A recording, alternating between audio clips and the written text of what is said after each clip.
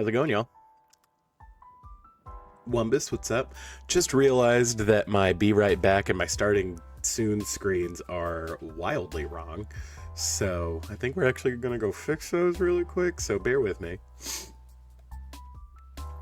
Because I don't know why. I'm just not batting 1,000 right now, you know? Okay, so let's zoom in a little bit and fix this. Let's see, what was the line weight? I think it was 12? Or was it 13? It was 13, okay. Yeah, you know, I don't even know. It's fine. This should be a B. Watch me, me. Watch me bad at stuff. Watch me. So yeah, let's go ahead and fix that.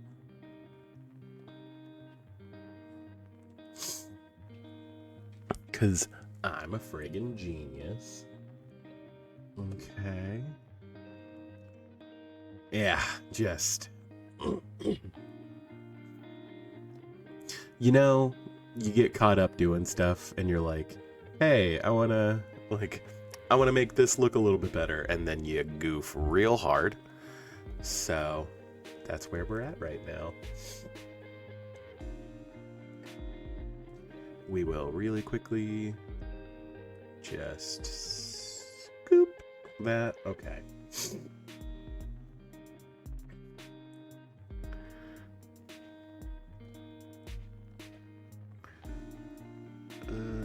I don't think this is the right line weight. Great. Okay, that looks like a 9 to me.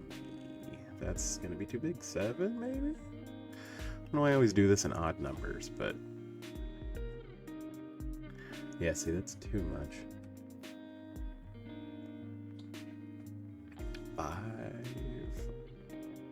5 looks close enough.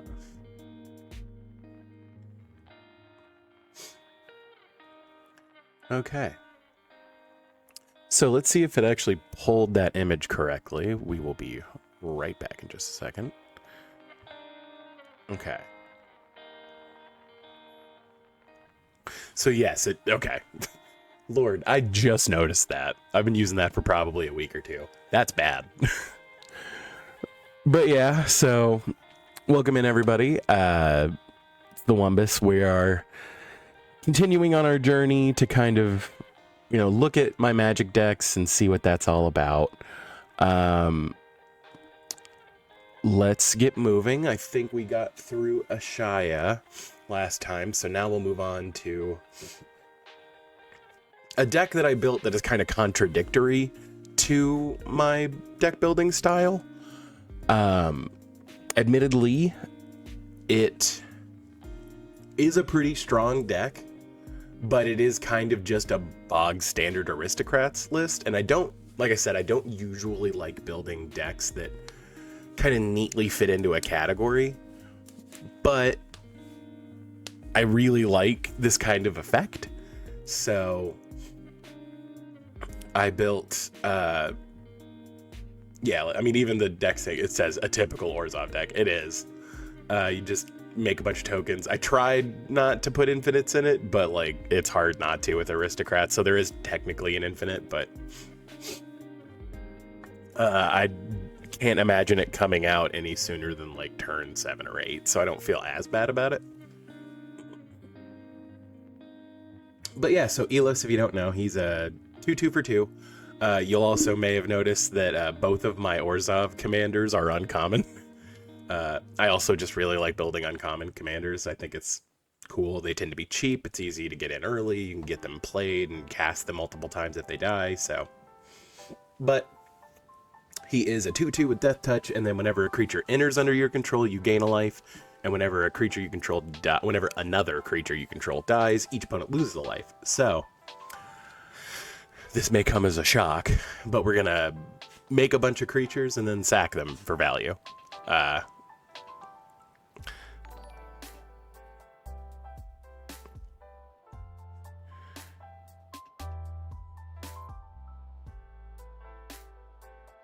Oh, hey, thank you for following, Alexis Bay. Appreciate it. Yeah. Congrats on doing your first live stream. I've only been doing it for, I guess, a little over a month now. So, you know, I wouldn't say I'm like nailing it or anything like that, but you know, I'm just doing it for fun. I just think it's cool. It kind of gives me a place to info dump all of my like nerd knowledge, and so this was one of my fun little projects I wanted to get through. But yeah, so like I said, Elis is gonna be putting out a lot of tokens so that you can gain a bunch of life, and then sacking those tokens because that's how you kill people. So, kind of a standard board wipe package. Like I said, I love Austere Command, and you'll start seeing Farewell in more of my decks because Farewell is just the best problem solver in a lot of decks. So, but like I said, I like the flexibility. I like being able to do multiple things. And then Martial Coup shows up in here because it is a board wipe that makes creatures. I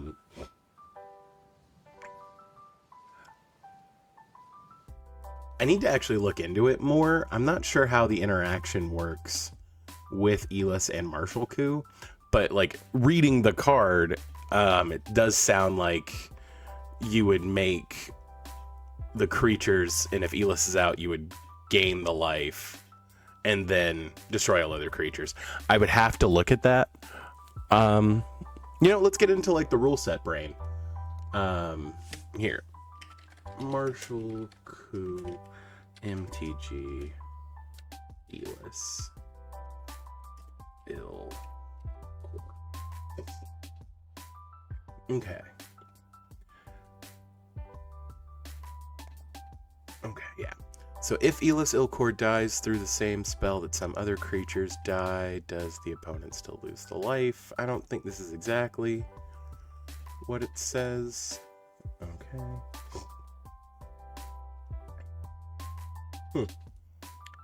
Let's see if Gatherer has any insight. Martial Coup checks the number you chose for X, not the amount of mana you actually spent. You do what the spell says in order. If X is 5 or more, you'll put the soldier tokens onto the battlefield, then you'll destroy all other creatures. No one can cast spells or activate abilities between the time the soldier tokens are put into the battlefield and the time all other creatures are destroyed. For example, you can't sacrifice one of those soldier tokens to regenerate a skeletal Cathari.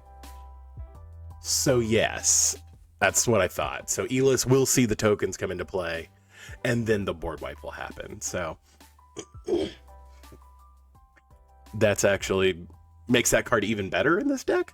Admittedly, I was just running it as a way to, I need a board wipe, but I still want to have like some kind of board presence for when I recast Elis. But that actually does make Elis much better because, again, other creatures will enter while he's out and then see it. And then Toxic Deluge is just, it's a board wipe that gets around indestructible, which can be very problematic for most decks. And in a deck where you're gaining life, the paying life isn't really a cost. So, although I will say this deck does play with its life total a lot. There are a lot of other ways where you lose life to like draw cards, tutor, as you'll see in a minute. So, I mean, it does kind of vary, but I think Toxic Deluge is just a card that goes in every black deck, especially if that deck can gain life consistently, because you could Toxic Deluge for like 15 and not care. And so the card draw suite in this is a little low, but you'll see it bolstered more in the value section. I do have a couple of cards I'm like speculating putting in here, admittedly. So, but you know, we've got the classics. Midnight Reaper. It is specifically non-token, but you may have already kind of got the gist that a lot of our non-token creatures are really annoying and targets for removal. So you do end up drawing cards off Midnight Reaper. This is also the album art of a Molly Hatchet album, if I recall, which is just awesome. So it's like 3 things in one for my brain because, again, I love Frank Frazetta art. I love that album by Molly Hatchet, and it's Midnight Reaper. So it's just super cool that this like exists. Morbid Opportunist, you are going to trigger this, and you can trigger it consistently on other people's turns because of sack outlets and other janky stuff we have going on. So just super good in an Aristocrats deck. I think it's good in most black decks, but specifically in Aristocrats.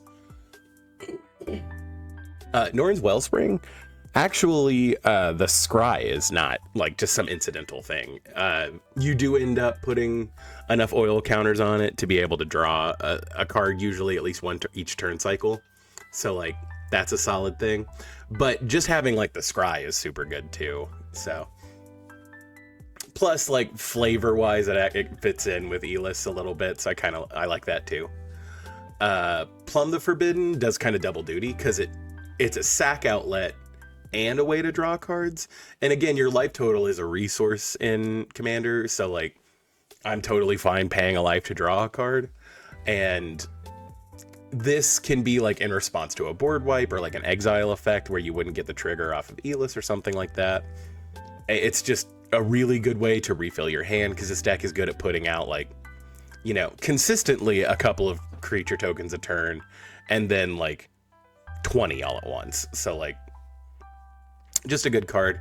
And again, by the same logic, if I'm putting out like 1 or 2 creature tokens every turn, I'll trigger Rumor Gatherer. Or if I put out 20 in one turn, I get to trigger Rumor Gatherer. So I'll draw a card and then do more stuff. And this deck does have ways to put tokens into play on other people's turns. So Skull Clamp, again, I've talked about it. Any deck where you're making 1/1 tokens, run Skull Clamp. It will make your deck stronger. Tocasia's Welcome is like, it was one of those cards that was like 50 cents. And then like, I remember I had more than one and I was like, well, whatever, I'll trade off the other couple. And now it's hovering around like $3.50, $4. And I'm like, I'm happy I kept the one I kept. It is just a good card. Again, we do have the ability to put tokens into play at instant speed. So like we will draw cards off of this fairly consistently. Let's see. And so we do have some graveyard return, again, if we're sacking stuff and bringing it back.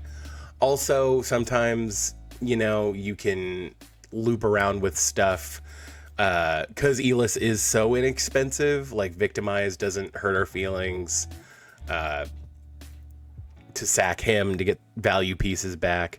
But there are some like big haymakers just to like be able to get them back for free or for like at a severely reduced cost, like is just really good. Phyrexian Reclamation is just one of those cards that like it turns you only have to pay commander tax once, because as long as you have 1 and a black and you can pay 2 life, like I'd pay 4 for Elis rather than 6 or 8. I think the most I've ever paid for Elis was 12. So this just makes that not an issue, which we really like. But yeah, so like Athreos is in here. Again, we do have a lot of creatures dying, and like I said, we have a lot of value creatures that we want to be able to get back. But Athreos is obviously just super solid.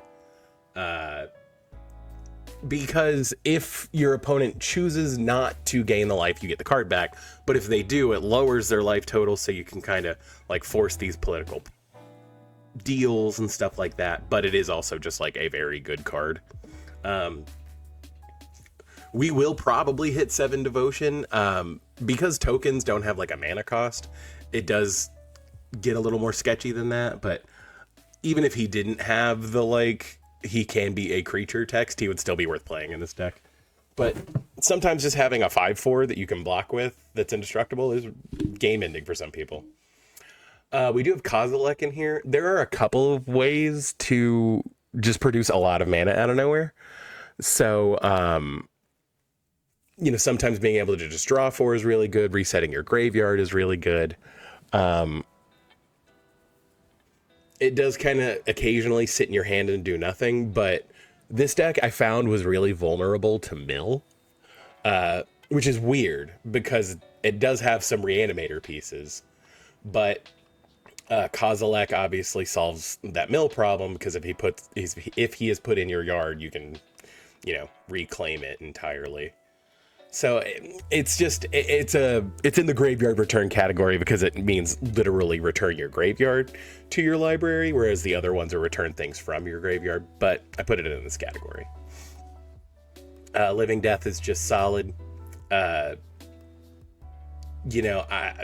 would sacrifice all my creatures, deal a bunch of damage with Elis, then get everything back. Because there are so many sack outlets, I can sack all my creatures before and put them in my yard, and then Living Death, I get my whole board back. Everyone else has to reset. It's just really good.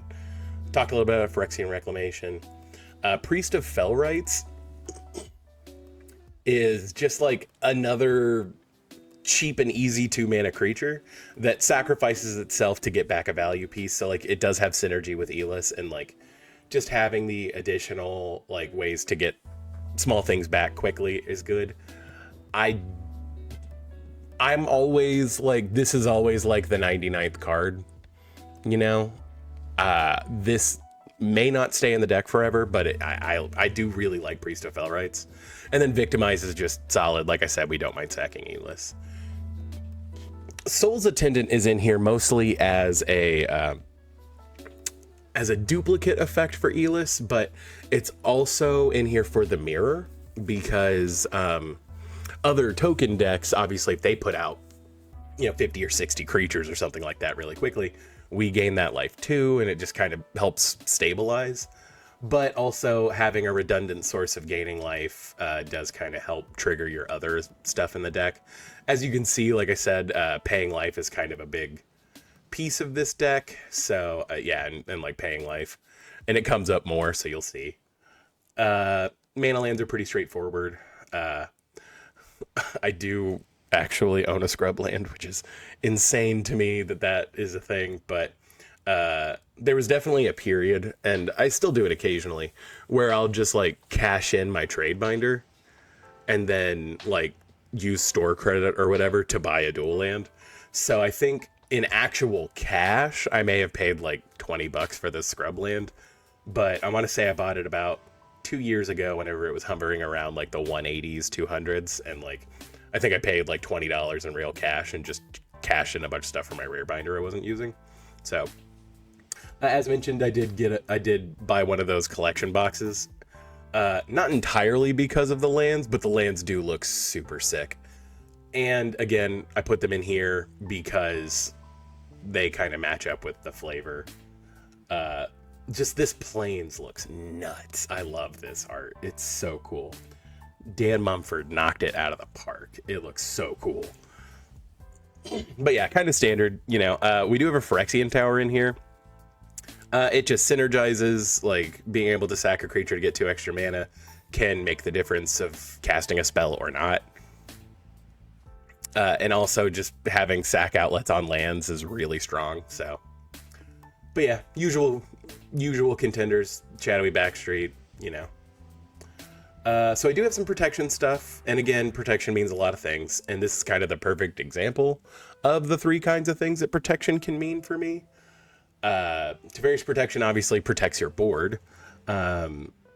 Again, a lot of your pieces people want to remove. For good reason, because you're being annoying and, pinging them and doing all this other stuff, so Teferi's Protection can sometimes just be if I can make it to my next turn with my board intact, I will win the game. Teferi's Protection just kind of guarantees that. I have cast Teferi's Protection on my own instep before because I knew I had a situation like that. Lightning Greaves, obviously, like I've said many times, just super good in most commander decks, but not so good that I wanted to run Swiftfoot Boots too. Again, our commander is super cheap, so we're not super worried about it, but some pieces we do want to protect. Like I said, what is that card called? Like Morbid Opportunist is a perfect example. Like that is a card we want to keep around. So like slap a Greaves on it. We don't have a ton of ways to tutor in this deck because I didn't put a ton of tutors in this deck. I think there are 3 or 4. But Lightning Greaves has been one of those things that I've looked for. Again, because single target removal it definitely hit a peak about a year ago where everyone was like, there's like no reason to run board wipes, just deal with the one single problem. And now we've kind of balanced back out, but there was definitely like a huge hike in single target removal. And so like, that's why most of my commander decks have either Lightning Greaves or Swiftfoot Boots or both.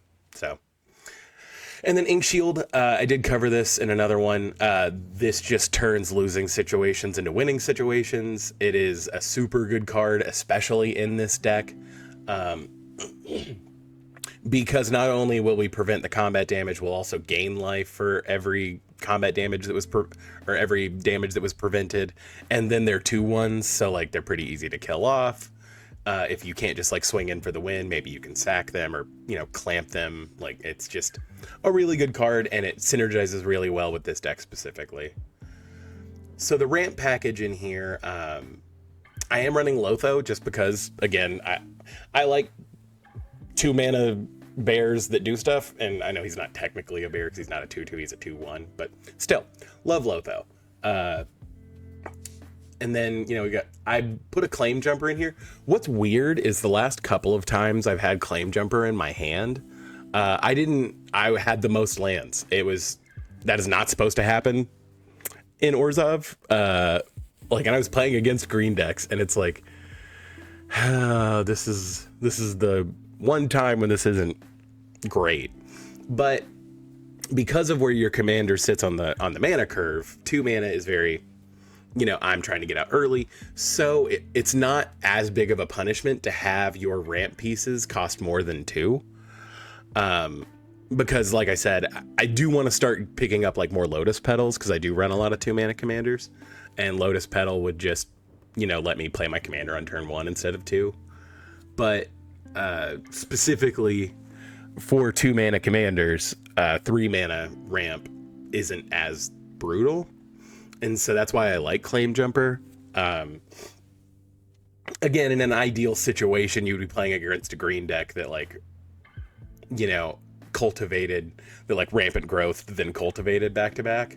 So like, you would be able to get both lands. I mean, it's not the end of the world if you only get one, but it does say specifically a Plains card, and it does put it into play tapped. So that like that's why Shadowy Backstreet is in here. That's why I have as many like dual lands as I do, because like Claim Jumper looks specifically for a Plains, Deep Gnome Terramancer looks specifically for a Plains card, Knight of the White Orchid looks specifically for a Plains card. So, and I wouldn't say this deck leans heavy white. It's just, you know, that's the ramp we have available to us right now. And then, like I said, talked about Lotho. Navigation Orb is Cultivate for decks that don't have green. Orzhov Signet, Soul Ring, Solemn, just because I do have ways to bring him back and then sack him so I can draw cards, get more lands. It's just solid. And so, yeah, like I said, the usual, like what you'd expect. And so as far as removal goes, again, removal can mean a lot of things. I should probably move Meat Hook Massacre to the board wipe section because that's really what it is. But in this context, you know what? I think I am. I'm just going to switch it because it is really a board wipe. But let's see, change tags. But Meat Hook Massacre is particularly good in our deck because, again, it's that redundancy of Elis's abilities. Having more sources of that is, you know, a good thing in general. Let's clear that, and then we'll select.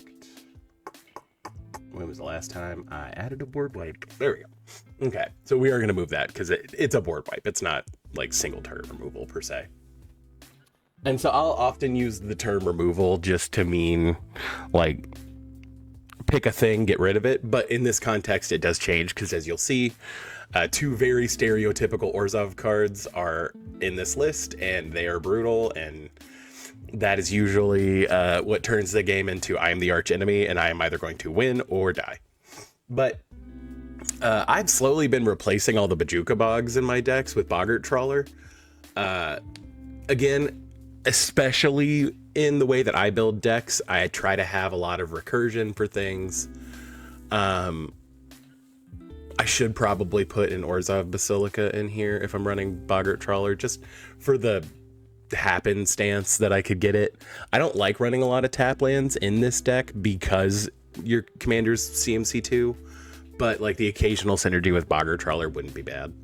But when it enters the battlefield, you exile target player's graveyard.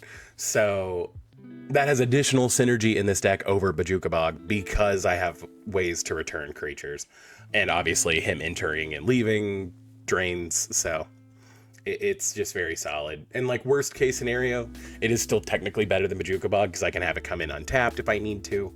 And again, paying the 3 life isn't the end of the world. So Boggart Trawler is probably one of my favorite like utility cards they've printed recently. Because it's a strict upgrade most of the time. Like I can only think of a few decks where I'm like, no, I specifically want Bajuka Bog. And those are decks that run like crop rotation. So Dictate and Grave Pact I'll talk about together because they are functionally the same card. Grave Pact obviously costs 1 less, but it costs 3 black pips. And Dictate of Erebos costs 1 more, but it's only 2 black pips and it has flash. Both of these cards are brutal. And I should probably have more sack outlets in the deck, really, to take advantage of them more fully. But I've literally never cast either of them and not had them be a huge problem. It's just really good. I genuinely think Dictate of Erebos and Grave Pact are the strongest cards in this deck because, again, it always turns into either I am going to win or I am going to die next. Like, either I'm going to be killing people or everyone is going to try to kill me. And that's how that plays out. Feed the Swarm is just one of those cards I put in like most of my black decks. Nobody expects like black enchantment removal. And not that there's not white enchantment removal in here, as you can see, but Generous Gift, like I said, play it in every white deck. Sometimes you just got to solve specific permanents. Path, I am running Path over Swords in this deck because the value that we get will be far outpaced by somebody having an extra land. Whereas, like, because we're dealing damage usually in like increments of 1, somebody gaining, 10 life or something like that can really like put us back a turn. So that's why Path is just, I could probably make a whole video about when you should use Path versus when you should use Swords. That's actually not a terrible idea. I might do that. Yeah, actually, that's a good idea. Let me take notes on that because that's okay. Let's see, and y'all kind of know about this, but I just run everything out of Google Drive. But here, video ideas. When Path is better than Swords and vice versa. Because that's actually like an interesting concept. Anyway. And then again, cards that they have printed recently that are utility creatures that I just like. Witch Enchanter. Again, it's fine. Like 4 mana to destroy an artifact or enchantment is kind of eh. But like we don't care about paying 3 life. It'll come in untapped if we need it to. And then sometimes it's just, cool, this is going to make me draw a card, gain a life, and then I can sack it to do other stuff. So like Witch Enchanter is just a good upgrade in this deck. I feel like there are a lot of these where they're like unremarkable cards, but they just like, they do kind of contribute to power creep. And I feel like the lands that flip definitely contribute to that power creep a little bit. But again, it's just like the flexibility and the options of everything. Like when in doubt, don't miss your land drops. But like whenever you hit like 7 or 8 lands and you don't really need to make more lands drops, especially in a deck like this where you can kind of just poop out mana. It's not, it's just really strong. So Phyrexian Altar is the best sack outlet in this deck, obviously. I am thinking that like Warren Soul Trader might be worth it too. I just need to buy one. I don't have one. But obviously Phyrexian Altar is going to be the strongest sack outlet in the deck.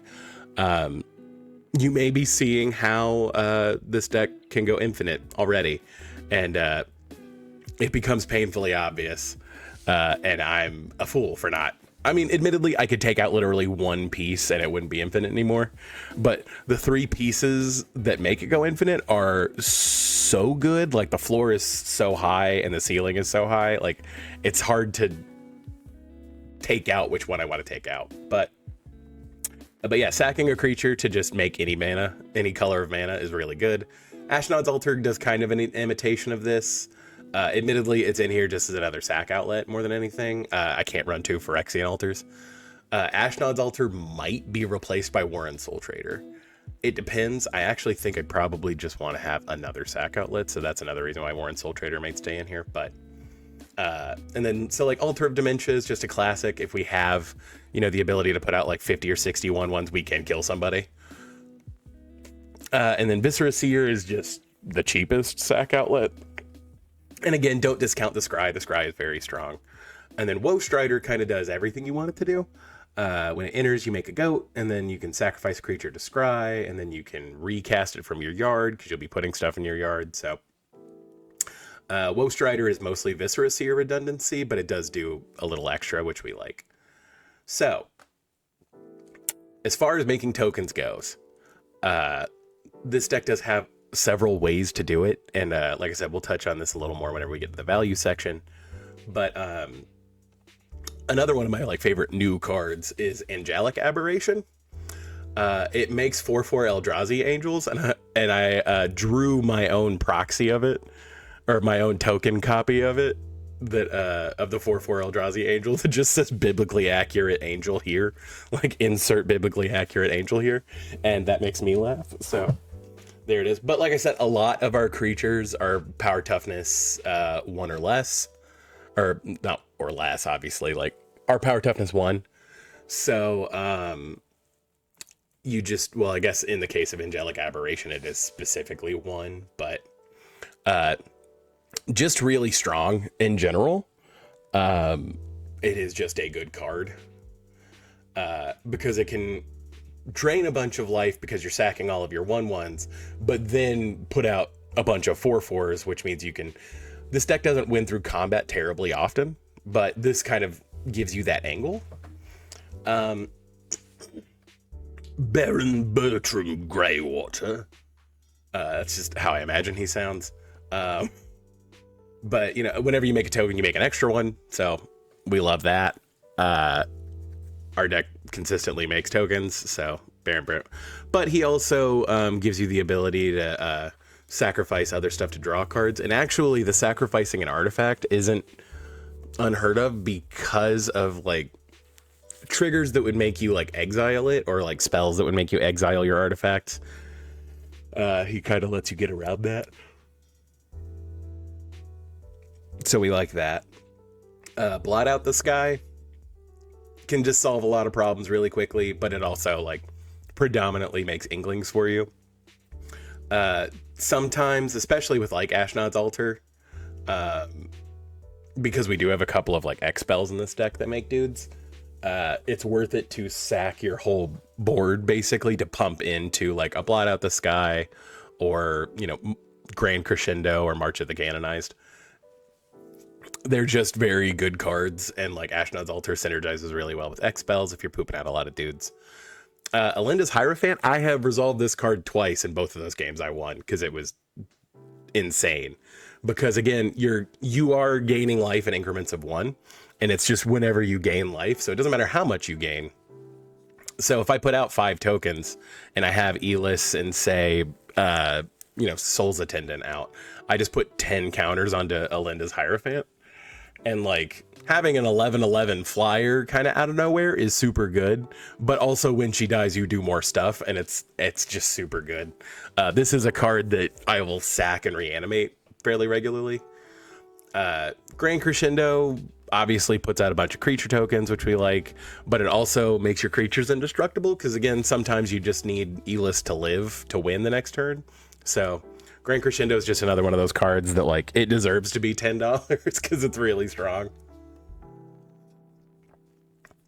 I want to say I have it in this deck and in one of my like higher power decks, just because I don't know if I have any more, but I know that I definitely have it in those two.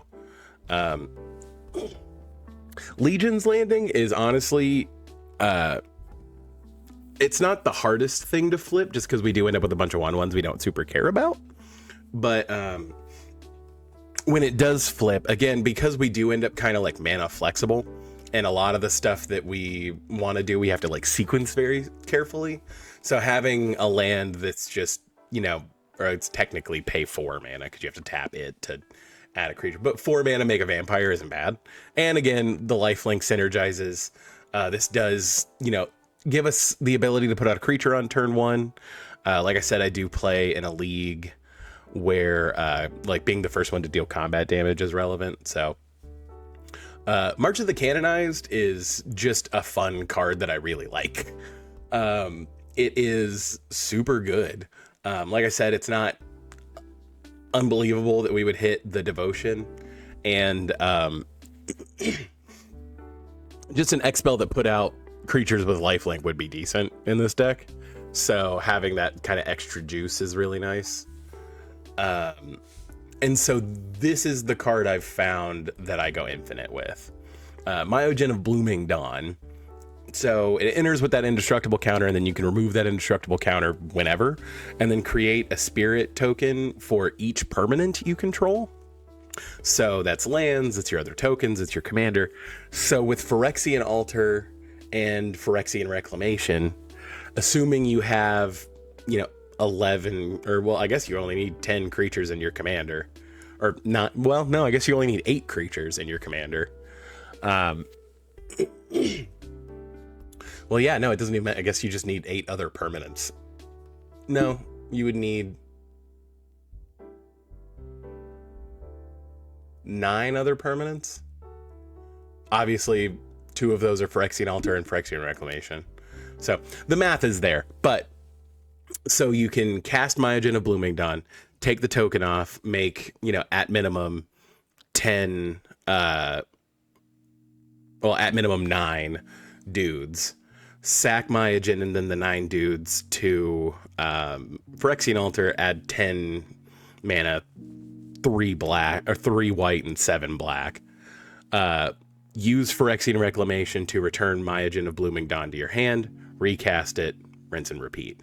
With your commander, that is infinite damage, infinite life gain, and it's obviously also infinite ETBs. And so I did not realize when I put this card in the deck that would happen, but I absolutely adore this card. It is super good in general in this deck. And so like, again, I could take out Myogen of Blooming Dawn and just not worry about it, but like, this is one of the few ways where I'm like, oh, cool. I can pay less than 10 mana, but make 40 creatures, like, is super strong. I do not always cast this when I can go infinite. I just cast it because sometimes having a 4/6 indestructible blocker is very nice, but sometimes being able to put out 40 creatures is like a huge life swing in your favor. So, and then we have Ophiomancer. Again, because we have so many sack outlets that just kind of give us incremental value. Being able to make a snake on every upkeep is pretty reasonable and good in this deck. Again, gaining a life and draining everybody every turn, like every upkeep, is super strong. So Ophiomancer is a card that I end up tutoring for fairly often, just because sometimes it's like I don't have enough like value engine going on, and Ophiomancer just kind of gives you that. And then Secure the Waste, another X spell that just makes dudes. Like I said, it is just a good effect in the deck, especially with cards like Ashnod's Ultra that I have in here. I forgot that I added those. Ooh. But yeah, so like I said, I have like 4 tutors in here. Diabolic Intent and Razaketh are in here, mostly because they sacrifice a creature and then do something. But obviously, like, tutoring is like the strongest thing you can do in black. So those are both in here. Enlightened Tutor, just because a lot of our pieces for our value engines are either enchantments or artifacts, and I'm willing to go down a card in my hand to make sure I draw that. And by the same logic, Vampiric Tutor. And Razaketh, like I said, is just insanely strong. Again, we don't really care about paying the 2 life. Tutoring for any card and putting it into your hand. Like I said, we can get to 8 mana reasonably easily.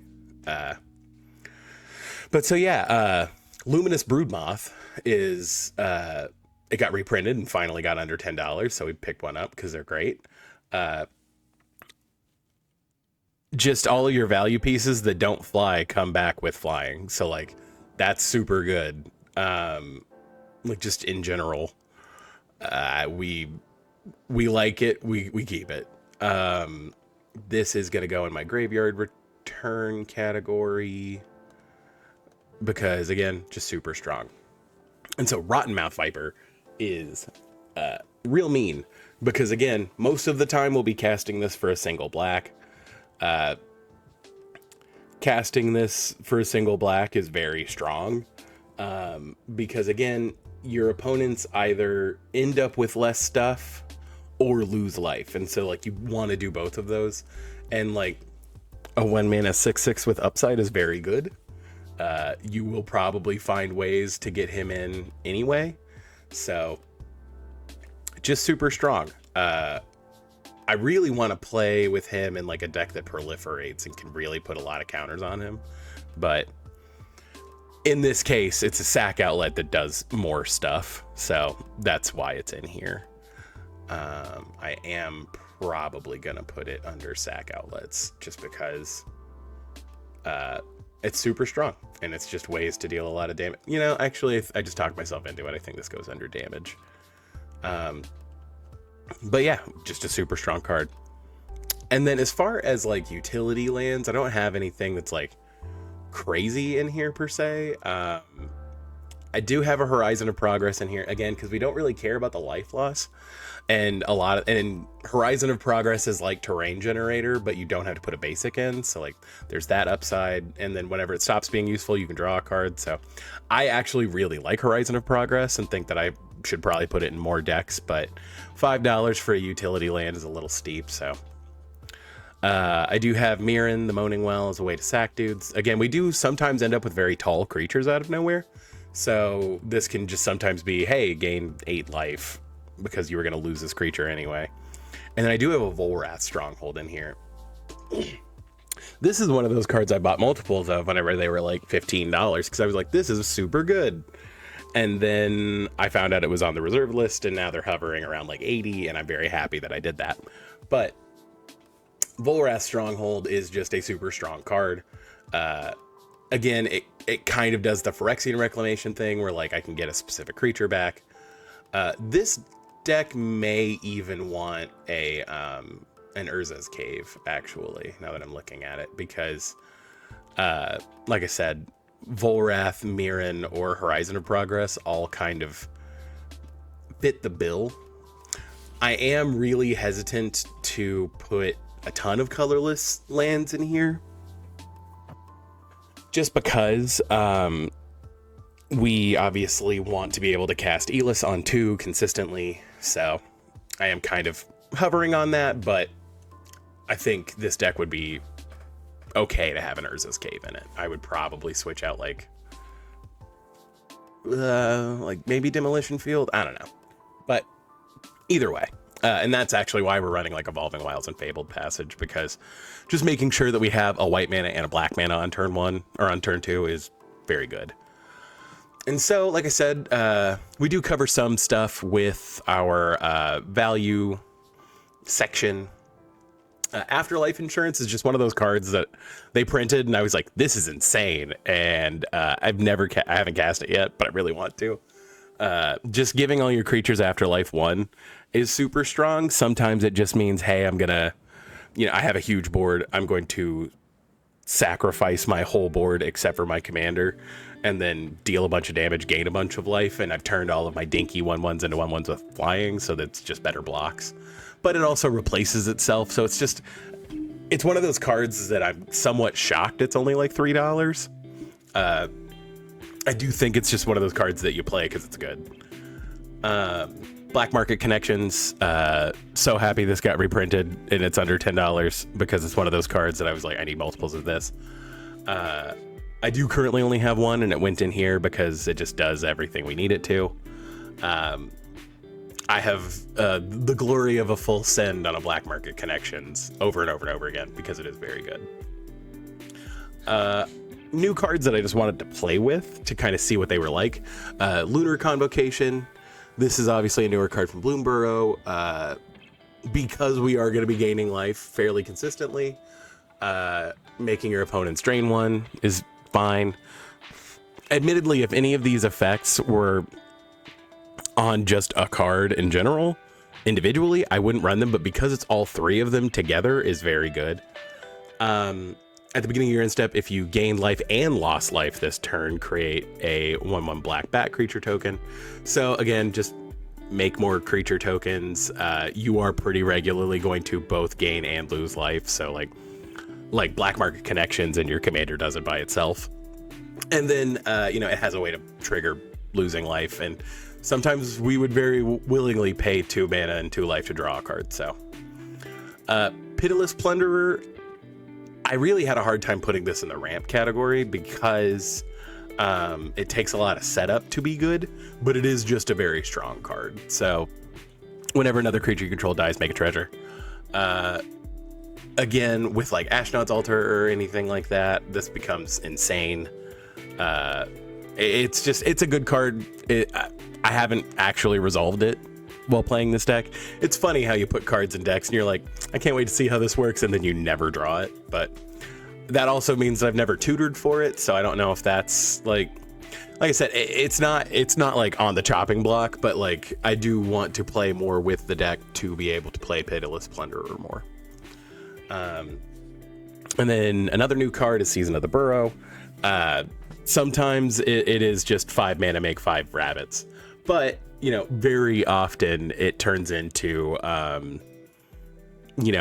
return spell and removal, and that's just very strong. And then the final piece is Yawgmoth Thran Physician. This card is insane in general. It does so much. This is the only source of Proliferate in the deck, and like I said, my dream is to have this out with Rotten Mouth Viper and enough cards to be able to discard it. But Yawgmoth does so much. It's removal, it's card draw, it's a sack outlet, it can proliferate, like it's just nuts. Interestingly, Yawgmoth can proliferate the indestructible counters on the Myojin, so like that's another like synergy. So Yawgmoth does so much in the deck, like I couldn't imagine not having him in here. But yeah, so that is my like bog standard Orzhov deck. Like this is pretty much exactly what you expect out of an Orzhov deck. And like I said, I have just a random uncommon at the helm, and I love building decks like this, where like the uncommon commander is actually the strongest commander at the table.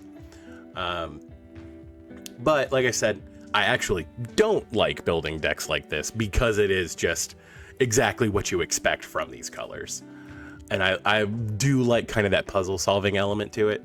But I also think that you can test the strength and resiliency of your commander deck against a deck like this very easily. Because if your deck is just totally torn apart by an Aristocrats deck, you probably need to like include some other stuff. So it's just a really good card. It's just a really good deck. I do think that this is probably like, again, I don't like using the 1 to 10 grading scale, but this is probably riding the line between 7 and 8. I don't think it's obscenely broken, but it is strong. So I think it fits well in the mid category, but it is probably on the higher level of the mid category. Okay. So, on to our next one. And so, this deck kind of became a meme for me. I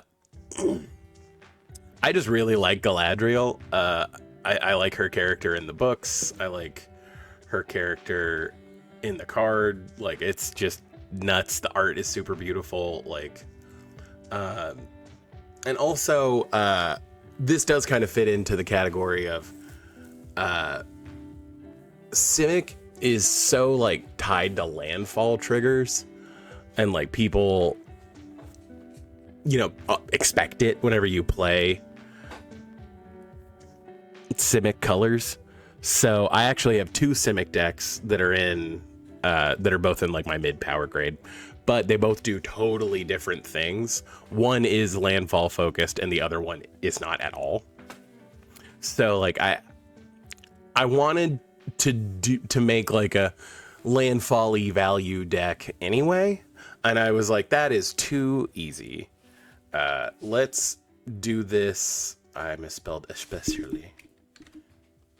especially like super broken with landfall triggers, but through the lens of like scrying does kind of add a little bit of difficulty to it. So it does try to just like churn through its whole library very quickly, but it does so like with a mechanic that doesn't directly synergize with landfall. So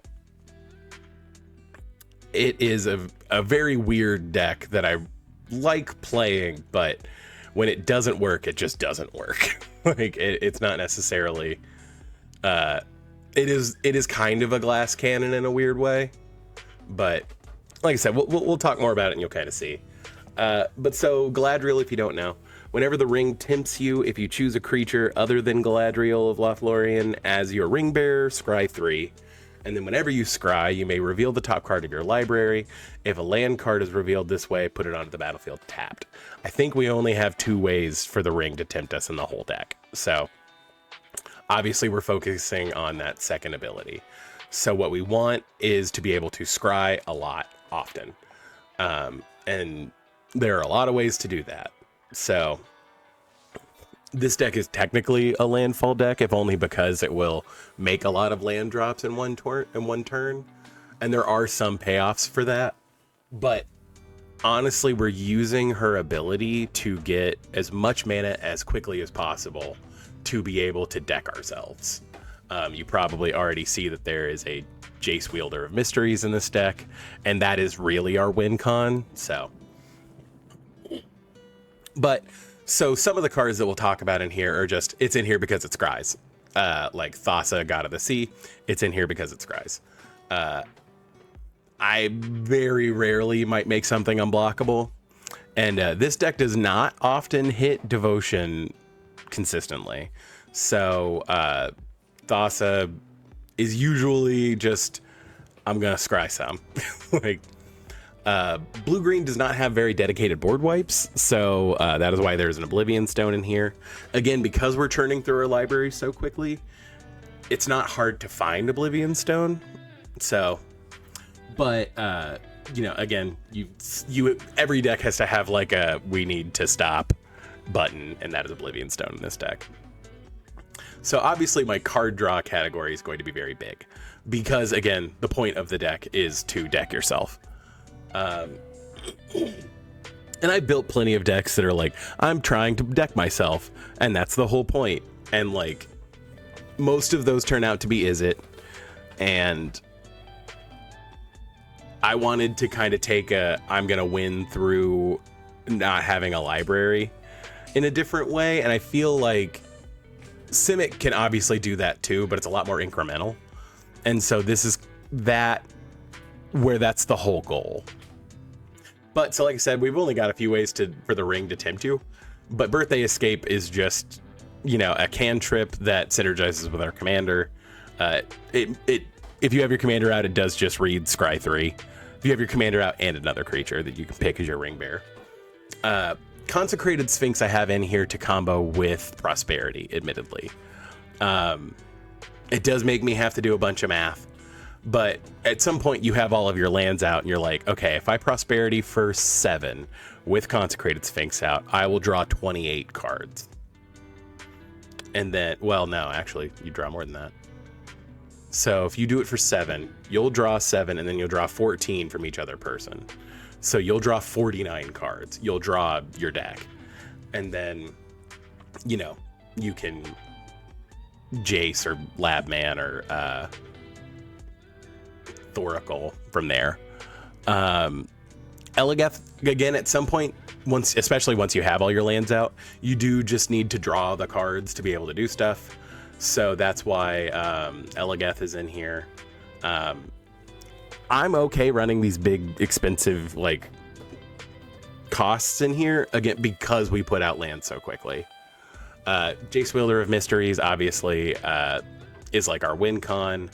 I do have, I can't remember if I have a Laboratory Maniac in here. I probably should for redundancy, but I know I have Jace and Thoracle, so. But yeah, just that's how we're winning the game, is by having no cards in our library. Lifecrafter's Bestiary just scries every turn. I do admittedly use the, like, pay a green to draw a card just to, again, keep turning, but there's not a ton of creatures in here, so Lifecrafter's Bestiary is just scry. Yeah. Most of the time. Mystic Remora, again, we're trying to draw a bunch of cards, and 1 mana is a really good rate. Palantir of Orthonk scries every turn, but it also has kind of that additional value of sometimes just dealing damage to people. Again, we do have a lot of fairly expensive things in this deck because we can ramp so fast that, like, the damage from Palantir is not unfeasible. Again, that's not directly our win con, and most of the time people will, it just says scry 2, draw a card, but we're fine with that. Speaking of scry 2 and drawing a card, Preordain, obviously that was going to be in here. It's a cantrip that scries. I talked about Prosperity a little bit. It just makes doing math fun with Consecrated Sphinx. Rhystic Study, again, because we're trying to turn through our deck, drawing cards is very good. Serum Sovereign is Preordain on a stick. A lot of our deck is non-creature, so we don't really have a problem with getting oil counters on it. Serum Visions. Obviously, if we have Serum Visions on a stick, we'll have Serum Visions. Sylvan Library is good in a couple of ways because it lets us kind of reorder the top of our library and set up for scries to start putting in extra lands. So there's that. Tatiova is obviously in here. If we're putting out a bunch of lands, we draw a bunch of cards, we gain a bunch of life. The Temporal Anchor kind of fills the same spot as Eligeth, if not like a little bit better, because it scries every turn, and then you kind of have the additional value of functionally drawing the cards. The only issue is if you scry like a counter spell or something like that into your yard, you can only use it on your turn, but or not into your yard and exile. You can only use it during your turn, but like if I play Temporal Anchor, it's either super unassuming or I'm going to win. So obviously we're running Thrasios. Again, it's just a way to dump all the extra mana we have laying around. It scries, it draws cards, like, and actually it does kind of an interesting imitation of Galadriel's ability anyway, so it has happened more than once where I scry, reveal a land with Thrasios, play it, and then reveal for Galadriel, and then get another land. So it is just very good. And then sometimes we just need to be able to reset. I have kind of toyed around with putting like Zurin Orb, the 0-cost artifact, lets you sack a land and gain 2 life. I think it's 2 or 3. I think it's 2 though. And then using like Time Reversal. I think I have another wheel in here, but I would have to go look to like reset all of it. You have other ways to shuffle your graveyard into your library, but just to like reset and then do it all again. I don't know if that's more consistent than what I'm currently doing. And It's just debatable. I would have to switch out more than just like 1 or 2 cards to make that more viable. Plus, I'd probably need to buy Escape Shift, and I've already got 1, so I guess I could proxy it, but I don't really want to do that. So there's that. Yeah.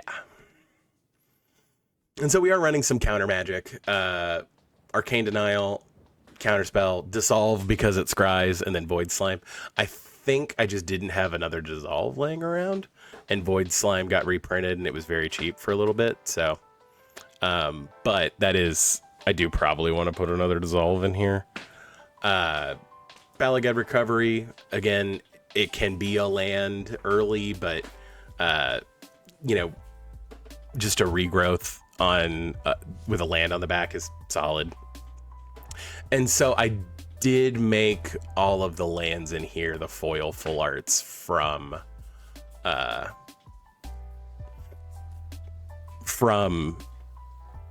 Lord of the Rings. And I did intentionally try to put as many of these as I could in there because Lorien is actually like stated on this forest. But I also did want to put a couple. I just had a couple extras of these because we'll talk about Tom Bombadil, if not today, then next week, but same logic. It is a forest from Lord of the Rings. So, and same idea with the islands. You know, I tried to include stuff that was like, I really like this set, and if I'm gonna build a, that's what was missing. Weird. Okay. Let's add 1 more to my collection so this goes away. Cool. But yeah, I just, the art's super pretty. I love the maps. It's perfect.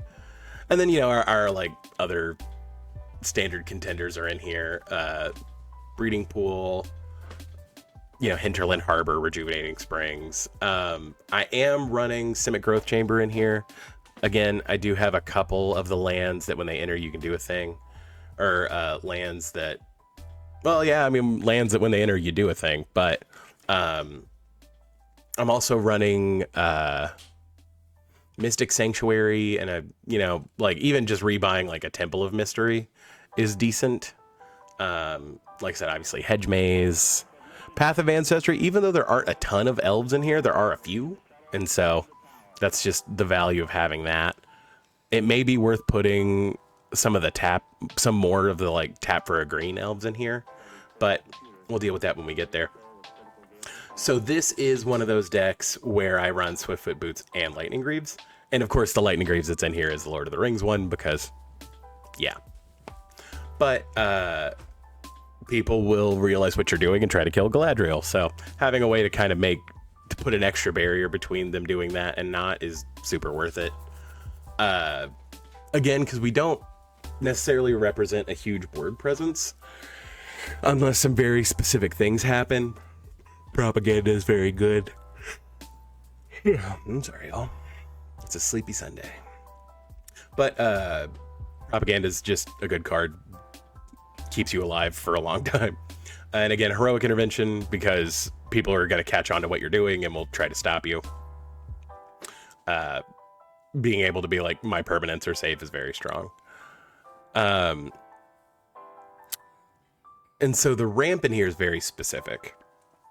Animus Awakening, because we do end up with a lot of mana, like an X-Spell ramp like this is very good.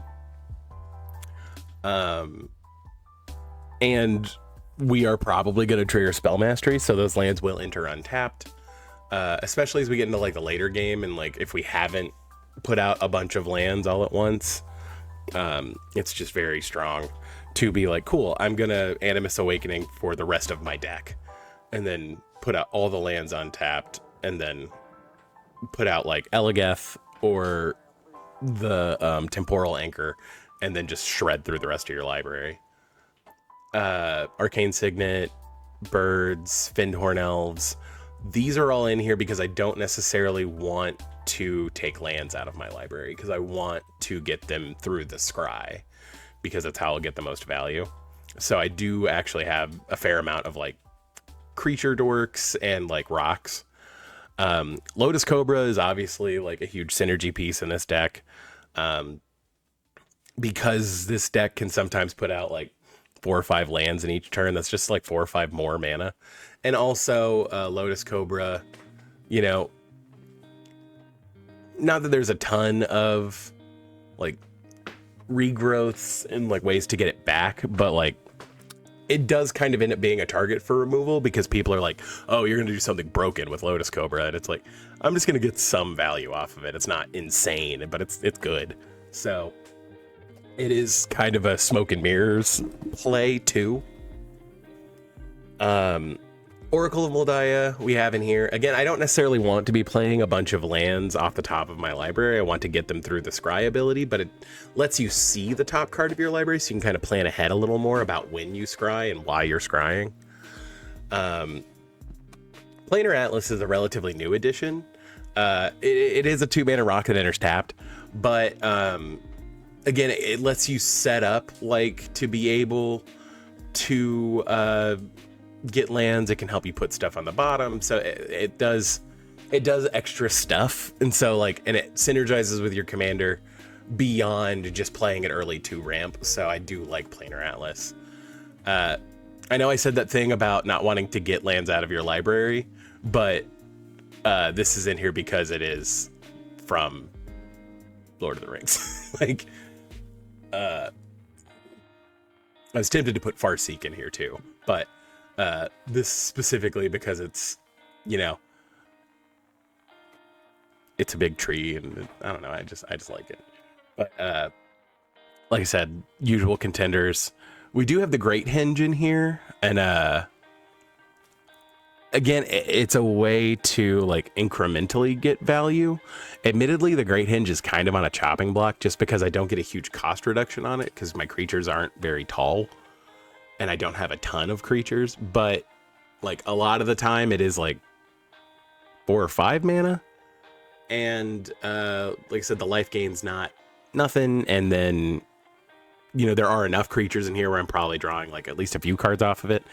I'm in between on the party tree. If they print another like good synergy, like scry thing, I'll probably switch out the Great Henge for it. And then the Ring Goes South we have in here, again, for flavor reasons. Again, oh, so I guess I have 3 ways for the ring to tempt you. Look at me. But it just triggers scry and it gets lands out for free. We do have like a weird density of legendary creatures, so you usually get at least 2 or 3 lands out for free, so like just a bonus. But the Ring Goes South is what happened directly after, like when they stayed at in Lothlorien with Galadriel and everything, so flavor, admittedly. And then this is the Lord of the Rings Thought Vessel, which we put in here for flavor, but also like not having a maximum hand size is very good. And so we do have a fair amount of removal, again, because we do just sometimes need to deal with problems.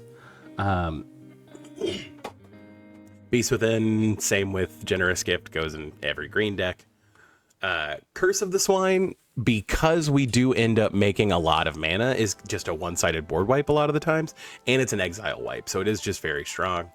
Psych Rift is Psych Rift. I think everybody knows that Psych Rift is very good. Force of Vigor, because we end up with so many cards in our hand, because, again, we're triggering to scry, and scrying makes us draw, and doing a bunch of other stuff, like, it's not unfeasible to cast Force of Vigor for free.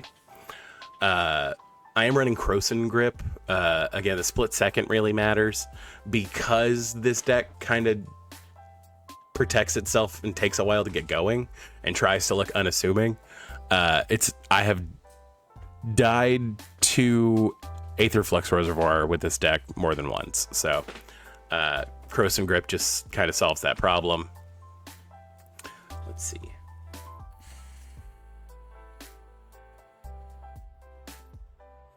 It's also just solid. And then Resculpt is another card I put in a lot of decks. You know, it can remove artifacts and creatures. A lot of the time we don't care that our opponents have a 4/4. So I do feel like Resculpt is the blue Beast Within. So, and then we do have some tutors because some of our creatures are super important and we need to get them quickly. I guess Finale of Devastation can be a win con depending on the setup that you have. You probably see Field of the Dead down here. So Field of the Dead and Finale of Devastation could sometimes just be, oh, cool, I have 15 2020s and the game is over. So Primal Command, because sometimes we do want to shuffle our graveyard back in, especially if we've been milled or anything like that and we have a bunch of lands in our yard. But again, searching for a creature.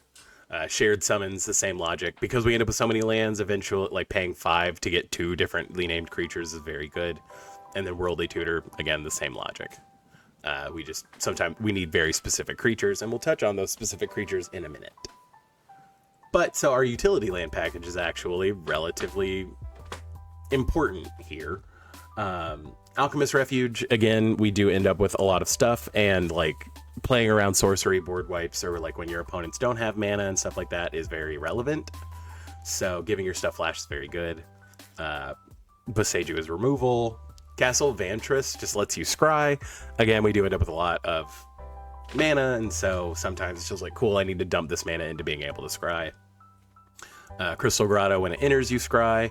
Field of the Dead, if you have 7 differently named lands, you make a zombie. And so like this is one of the few ways this deck can win through combat, is, you know, landing Field of the Dead relatively early and then turning all of your, you know, land drops into making 2/2s is just very strong.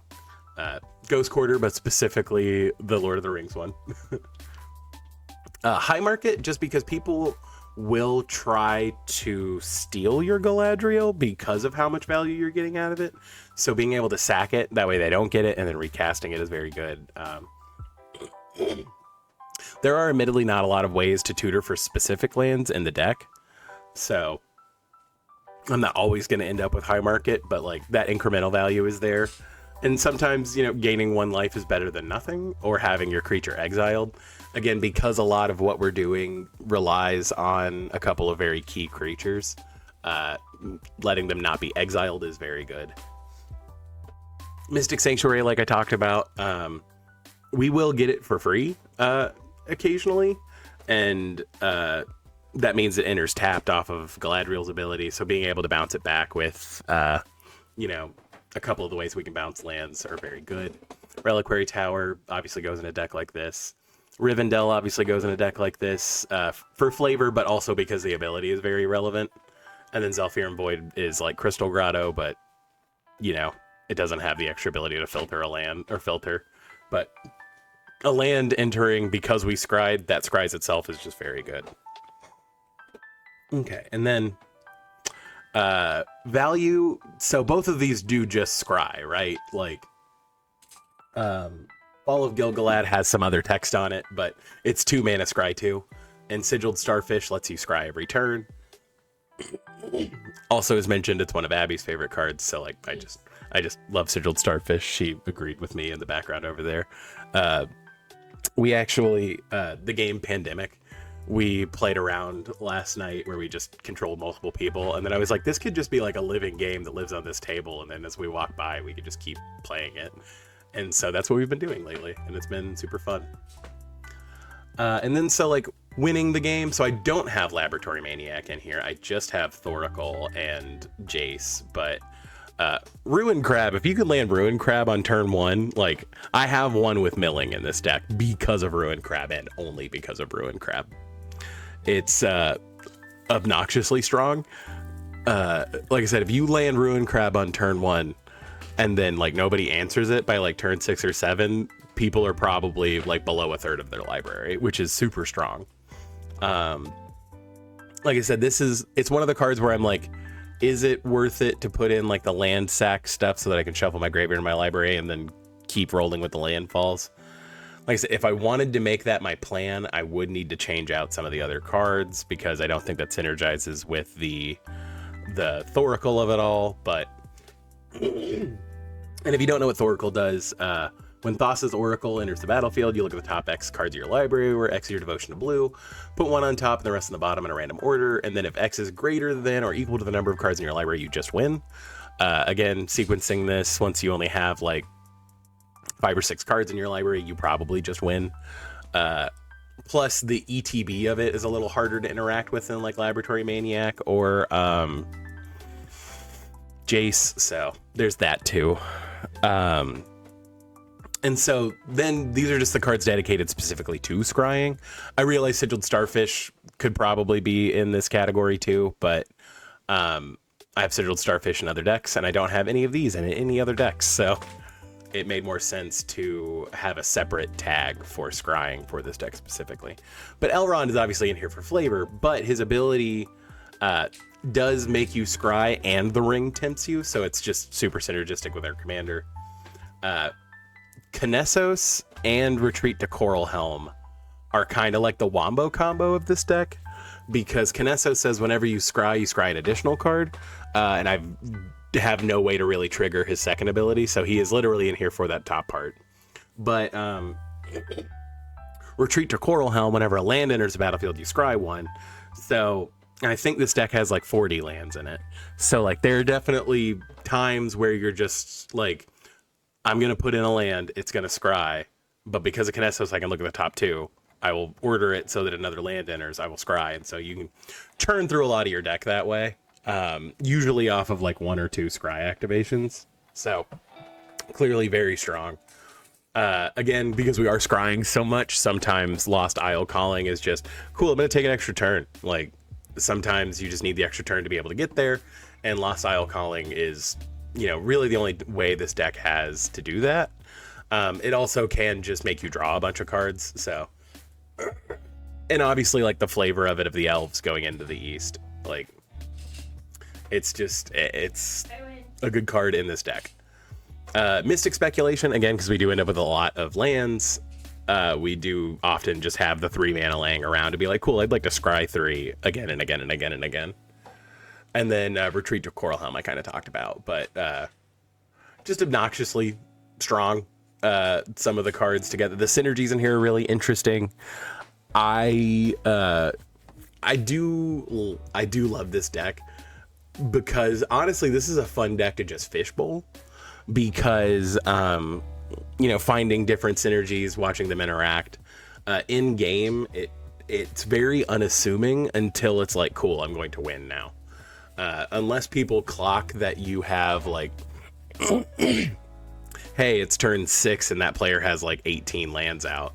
Like, unless they clock that like soon, like the incidental value of everything is very good. Admittedly, when I have lost this deck with this deck, it's because of like an aggro deck picked me. That's happened a couple of times, and there aren't a ton of ways of getting out of that. So I am kind of tempted to shift this around to include like Arachnogenesis and stuff like that to kind of fog and stay alive longer. And that would obviously play in with like Zuran Orb, because I can sack the lands to gain life and then shuffle them back in to keep doing the other stuff. But like, again, if I wanted to do that, I would probably need to take out like the Thoracle and the Jace and the other stuff that kind of gets me to where I don't have, like, where I win from having my whole library empty. And I'd probably put in like Hedron Crab to have a redundant Ruin Crab effect. It's not necessarily where I want to take the deck right now, but I can see that permutation happening, right? Okay. So, it's fun that we were just talking about an elf, because now we're going to talk specifically about elves in general. So Lathril. I had originally built, because Abby was saying that she was interested in playing like an elf deck. So I originally built this deck as Abomination of Llanowar. This is a little bit after Commander Legends, but obviously before Kaldheim.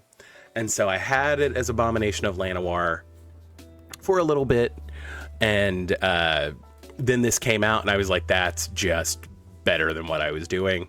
So that's why it changed to Lathril. If you've never seen Lathril, and I don't know how you wouldn't have at this point, but whenever she deals combat damage to a player, you make that many elf warriors, and then you can tap her and 10 other elves to drain your opponents for 10, and you gain 10. So that's obviously super strong.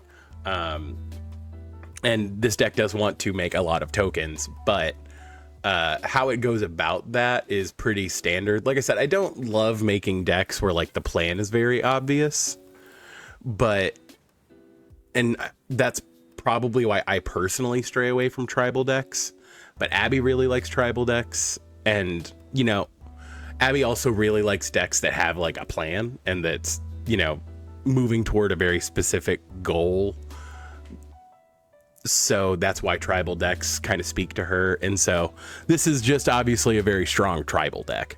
Elves in general are probably the strongest tribe in Magic, you know, depending on the format. I could see like an argument for dragons or, you know, vampires, obviously, but elves are like classically the strongest. So let's just go through this. Concordant Crossroads, giving everything haste. Because you will probably put out enough blockers to not have to worry about everyone else having haste, and a lot of your elves want to tap to do things, Concordant Crossroads is just very strong. Again, obviously, if you dump out a bunch of elves all at once, being able to tap them, you know, to go in for damage is very strong. This deck doesn't necessarily have like an overrun effect outside of Haldir. Haldir is super strong and is technically the win con of the deck. It's fun that I continue to talk about Lord of the Rings cards, but Haldir is just super good. He's not hard to tutor up because he is a low-cost elf, and you can play him with a ton of counters on him, and then you can often activate his ability more than once. So if he has like, you know, if you play him for like 11 or something like that, and he has 10 counters on him, and then you activate his abilities twice, your creatures get +20/+20, which is, you know, insane. So he's very strong. And plus giving the vigilance is like an upside, but he is the like de facto win con. You know, big shock, you pump your elves, you swing with your elves, the game is over. But as far as board wipes go, I have Toxic Deluge. Like, there's not a ton of life gain in this deck, but like there's enough of it to where like we don't really care about the deluge of it all. And again, I think most black decks do well with a Toxic Deluge in them. And then the Great Aurora. So cards like the Great Aurora, or like Warp World or anything like that in token decks are super good. So the Great Aurora, each player shuffles all cards from his or her hand and all permanents he or she owns into his or her library, then draws that many cards. Each player may put any number of land cards from his or her hand onto the battlefield, exile the Great Aurora.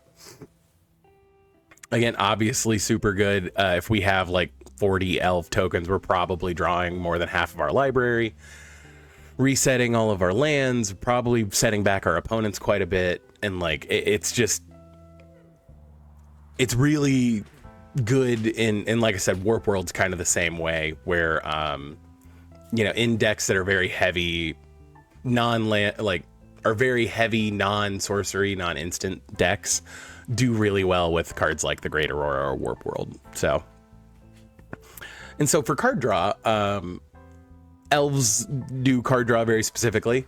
We have like Beast Whisper, just because we're going to be casting a lot of creature spells, and it's an elf. Disciple of Freyalise. We do have some creatures that get very tall. And obviously the synergy of her being an elf and being able to flip her, and if you need the land, you can get the land very easily. Just a good value piece. Elvish Visionary, admittedly, this is in here because I just had the promo, and I was like, it's an elf. But this promo is very pretty, and it's a cantrip. It comes in, it draws a card, replaces itself, solid. Guardian Project, by the same logic, is like Beast Whisper. We're going to be casting a lot of creatures. This is commanders, so they won't share a name. So Guardian Project. Leaf Crown Visionary is an elf lord that also, whenever you play an elf spell, you can pay a green and draw a card. Shamanic Revelation, because we're going very wide, and some of our elves will likely be over power 4, so this is a way to gain life, but we're going very wide, so you can just refill your hand with Shamanic Revelation. People are going to try to kill your elves, so Skemfar Avenger is obviously very good. Not that we have a ton of berserkers, obviously it's elves, but Skull Clamp. Without lords, our elves are going to be 1/1s, so again, run Skull Clamp and decks that make 1/1s. Slate of Ancestry, because this deck is very bad about emptying its hand, because again, you just have so much mana. So Slate of Ancestry is actually super strong because you probably won't have a whole lot in your hand. And then, you know, if you have like, I'd pay 4 mana to draw 10 cards. Like, it's not unheard of in Slate of Ancestry. And then Vanquisher's Banner, again, for the same logic as Guardian Project or Beast Whisperer. It's also just a Lord, so like solid. So we do have some like protection pieces, like Poison Tip Archer, because this deck does kind of fall down to board wipes very easily. Poison Tip Archer can dissuade people from wiping the board. Also, you know, if like a board wipe, you can also realistically put out enough dudes and then cast Poison Tip Archer and Toxic Deluge and then kill the table. So it's not like unheard of. Skimfar Shadow Sage kind of does the same thing. Well, it doesn't do the same thing, but if you have a big enough board, you can just kill everyone because, you know, when it enters, you choose elf and then it drains everyone for the number of elves you have. Well, it makes them lose life. It doesn't necessarily drain because you don't gain the life unless you choose that option. If you're at the point where you're trying to gain X life, you are probably going to lose that game. So Genesis Wave, again, this deck doesn't have a ton of non-permanent cards. So Genesis Wave in a deck where you can just produce, you know, 30, 40 mana in a turn is obviously going to be very good. This can just dump out half of your deck of elves. And so I do have some graveyard return stuff. Again, we run Bala Ged Recovery because it's a regrowth with a land in the back. It's super good. Golgari Finebroker, admittedly, like, it's okay. It could be better. Eternal Witness is just arguably better, but it's not an elf. So, like, that was my reasoning for putting Golgari Finebroker. I might genuinely just switch this out for a regrowth just because that would probably be better. But Haunt of the Dead Marshes, again, Lord of the Rings cards, you know me. But when it enters, you scry one, and then you have a way to like bring it back multiple times. There's not a ton of sack outlets in this deck, but there are times where you're like, I just need to loop this and do stuff. So Lich Knight's Conquest, again, because we are making so many tokens, it's you know, not unreasonable for us to pay 5 mana, sacrifice 7 tokens, and get back our board that we just lost. So Malakir Rebirth, similar thought. It's the value of being able to be like, cool, my commander doesn't die is very good. And then Patriarch Spitting, we're in a tribal deck. It's just kind of, you know, bog standard.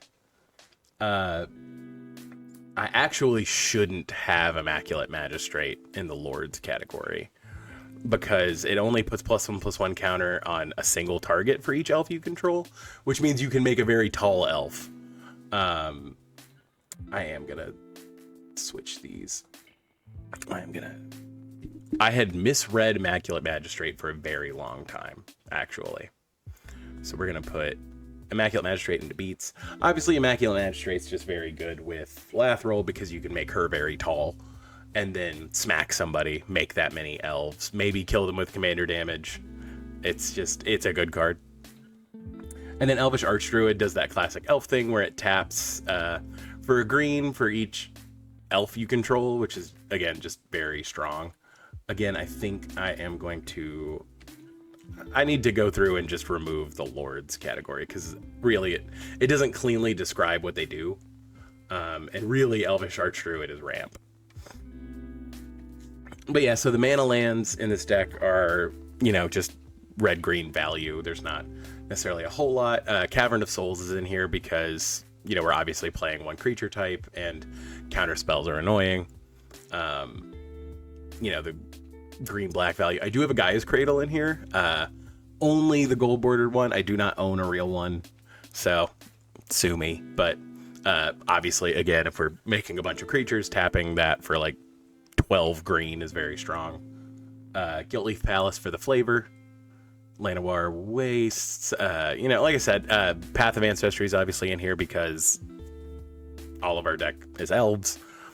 Phyrexian Tower, for the same reasons I mentioned earlier, being able to sack a creature can just make the difference between casting a spell and not. And then, you know, kind of the standard stuff, right? Like Underground Mortuary, Undergrowth Stadium, Woodland Cemetery, all the gloomy death places, right? And so, again, because this deck folds to board wipes, I do probably need to increase this category. But asceticism just gives like blanket hexproof. And then if you have the mana, you can regenerate a bunch of your creatures, assuming your opponent didn't play like Damnation or Dam or, Wrath of Gods or something like that. Heroic Intervention. Usually, if you play Heroic Intervention and respond to a board wipe, you will win the next turn. So this is super good in here in general. Lightning Greaves, because we want to keep our commanders safe. I should probably put a Swiftfoot Boots in here too, because it's equally, important, keeping our commander alive. I did put the Doctor Who one in here because this is technically Abby's deck. Revitalizing Repast is another one of those cards that I'm like, this should just go in every deck that can play it. It does intertap, but it's a dual, but like it can also just make something indestructible. There are a fair amount of like weird modified synergies, and this puts a counter on things, so that's an up too. But like I said, it's just a good card that I think should be played more. It also, that's an elf, and so the art kind of fits too. The flavor text is from Harald, the Elf King on Kaldheim, so just value. And so, like I said, obviously our ramp category is pretty stacked because this is elves. Circle of Dreams Druid is an elf that does a Gaia's Cradle impression. We talked about Elvish Archdruid, another Gaia's Cradle impression. Elvish Guidance does a Gaia's Cradle impression. Again, because our deck is all elves, so. And then we have like the Quick Dorks, Elvish Mystic, Findhorn Elves, Llanowar Elves. Obviously, those are going to be in most elf decks. It just lets you cast stuff faster. Our dudes tap for mana. Big shock. Heritage Druid is kind of like a weird version of Elvish Mystic, Findhorn Elves, and Llanowar Elves, because you have to have 3 creatures, but they don't have to have haste. So, like, it's a way to, like, sneakily get mana. It is just, like, a good card. Jaheira turns all of our elf tokens into Llanowar Elves, so, like, that's just a solid bonus. This deck does make a lot of tokens. She's an elf, so she's a half elf, but still an elf by Magic the Gathering standards. Jiraga Tree Speaker is another way to turn all your dudes into elves. If you play Jiraga Tree Speaker on 1, turn 2, you level it up. You can cast your commander on turn 3. So just solid, but obviously having another way to make all your elves tap for 2 is really good. Priest of Titania is another Gaia's Cradle Intimidator. Or Imitator, not Intimidator. Imitator. Primeval Herald is an elf that there's not a ton of ways to get lands out of your library in this deck. So Primeval Herald's just one of them. You do want to swing with your elves, so she does have that synergy as well. I think Sol Ring is the only like colorless source of ramp, and we're just playing Sol Ring so that we can potentially play Lathril on 2. I mean, like, genuinely, Sol Ring is just one of those cards that, like, it's in the deck. Like, everyone has it in the deck. It's fine. Spring Bloom Druid, like I said, there's only this and Primeval Herald to get lands out of your library. There is some synergy to, like, sacrificing some lands, because as you saw, we have, like, the flip lands in here. And we have ways to get stuff out of our yards, so, like, there's that, too. But it's an elf that gets lands, so. And then the Great Henge. Again, life gain is relevant. Tapping for 2 is relevant. Some of our elves can be very tall, so it's not impossible to cast this for 2. But it's mostly for the card draw, because we are casting so many creatures. And then the removal suite. Assassin's Trophy is obviously just a very strong card. Pernicious Deed. Don't get me wrong, it will kill all of our elves, but like for the mirror or for other token decks, it's devastating. And we don't really care about having the mana, and just kind of having an off button for everything on board can be very threatening to people. Rex Sage is an elf that destroys an artifact or enchantment. We're solid with that. Ruthless Winnower makes everyone sacrifice non-elf creatures on your upkeep, so that's just solid. And then Terra Sunder is one of those cards that I'm like, every green-black deck should probably run it, because it's exile target artifact or enchantment for 2 at its base, and that's really good. And then, you know, you pay a little more to get rid of anything, so then it becomes Utter End. So, like, why not?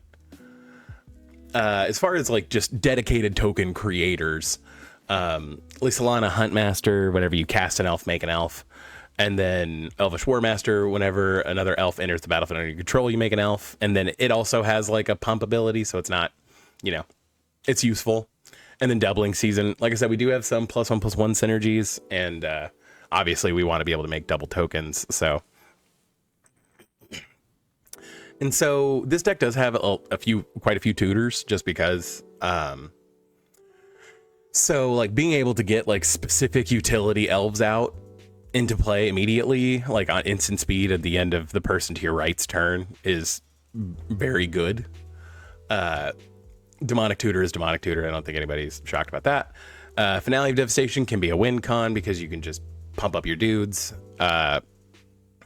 Natural Order, again, we don't care about sacking a 1-mana dude to, or a 1/1 token to get something significantly better. Primal Command, I run it in most of my green decks. It's just very good. Worldly Tutor for the same reason. Finding specific elves is very good. So something this deck struggles with, I try to address with the lands. So like having more removal, like I said, I run Ghost Quarter in most of my decks. Myriad Landscape just ramps. Skimfar Elder Hall makes elves, and it's like flavor, so I just dig it and put it in here. Urza's Cave is in here so that we can search for Gaia's Cradle realistically. But sometimes, you know, I'll also grab Witch's Clinic, because again, we have ways to make our commander very tall, and this deck doesn't gain life terribly consistently. Like, it's not such a problem that I'm like, I need to run Well-Wisher in here, but...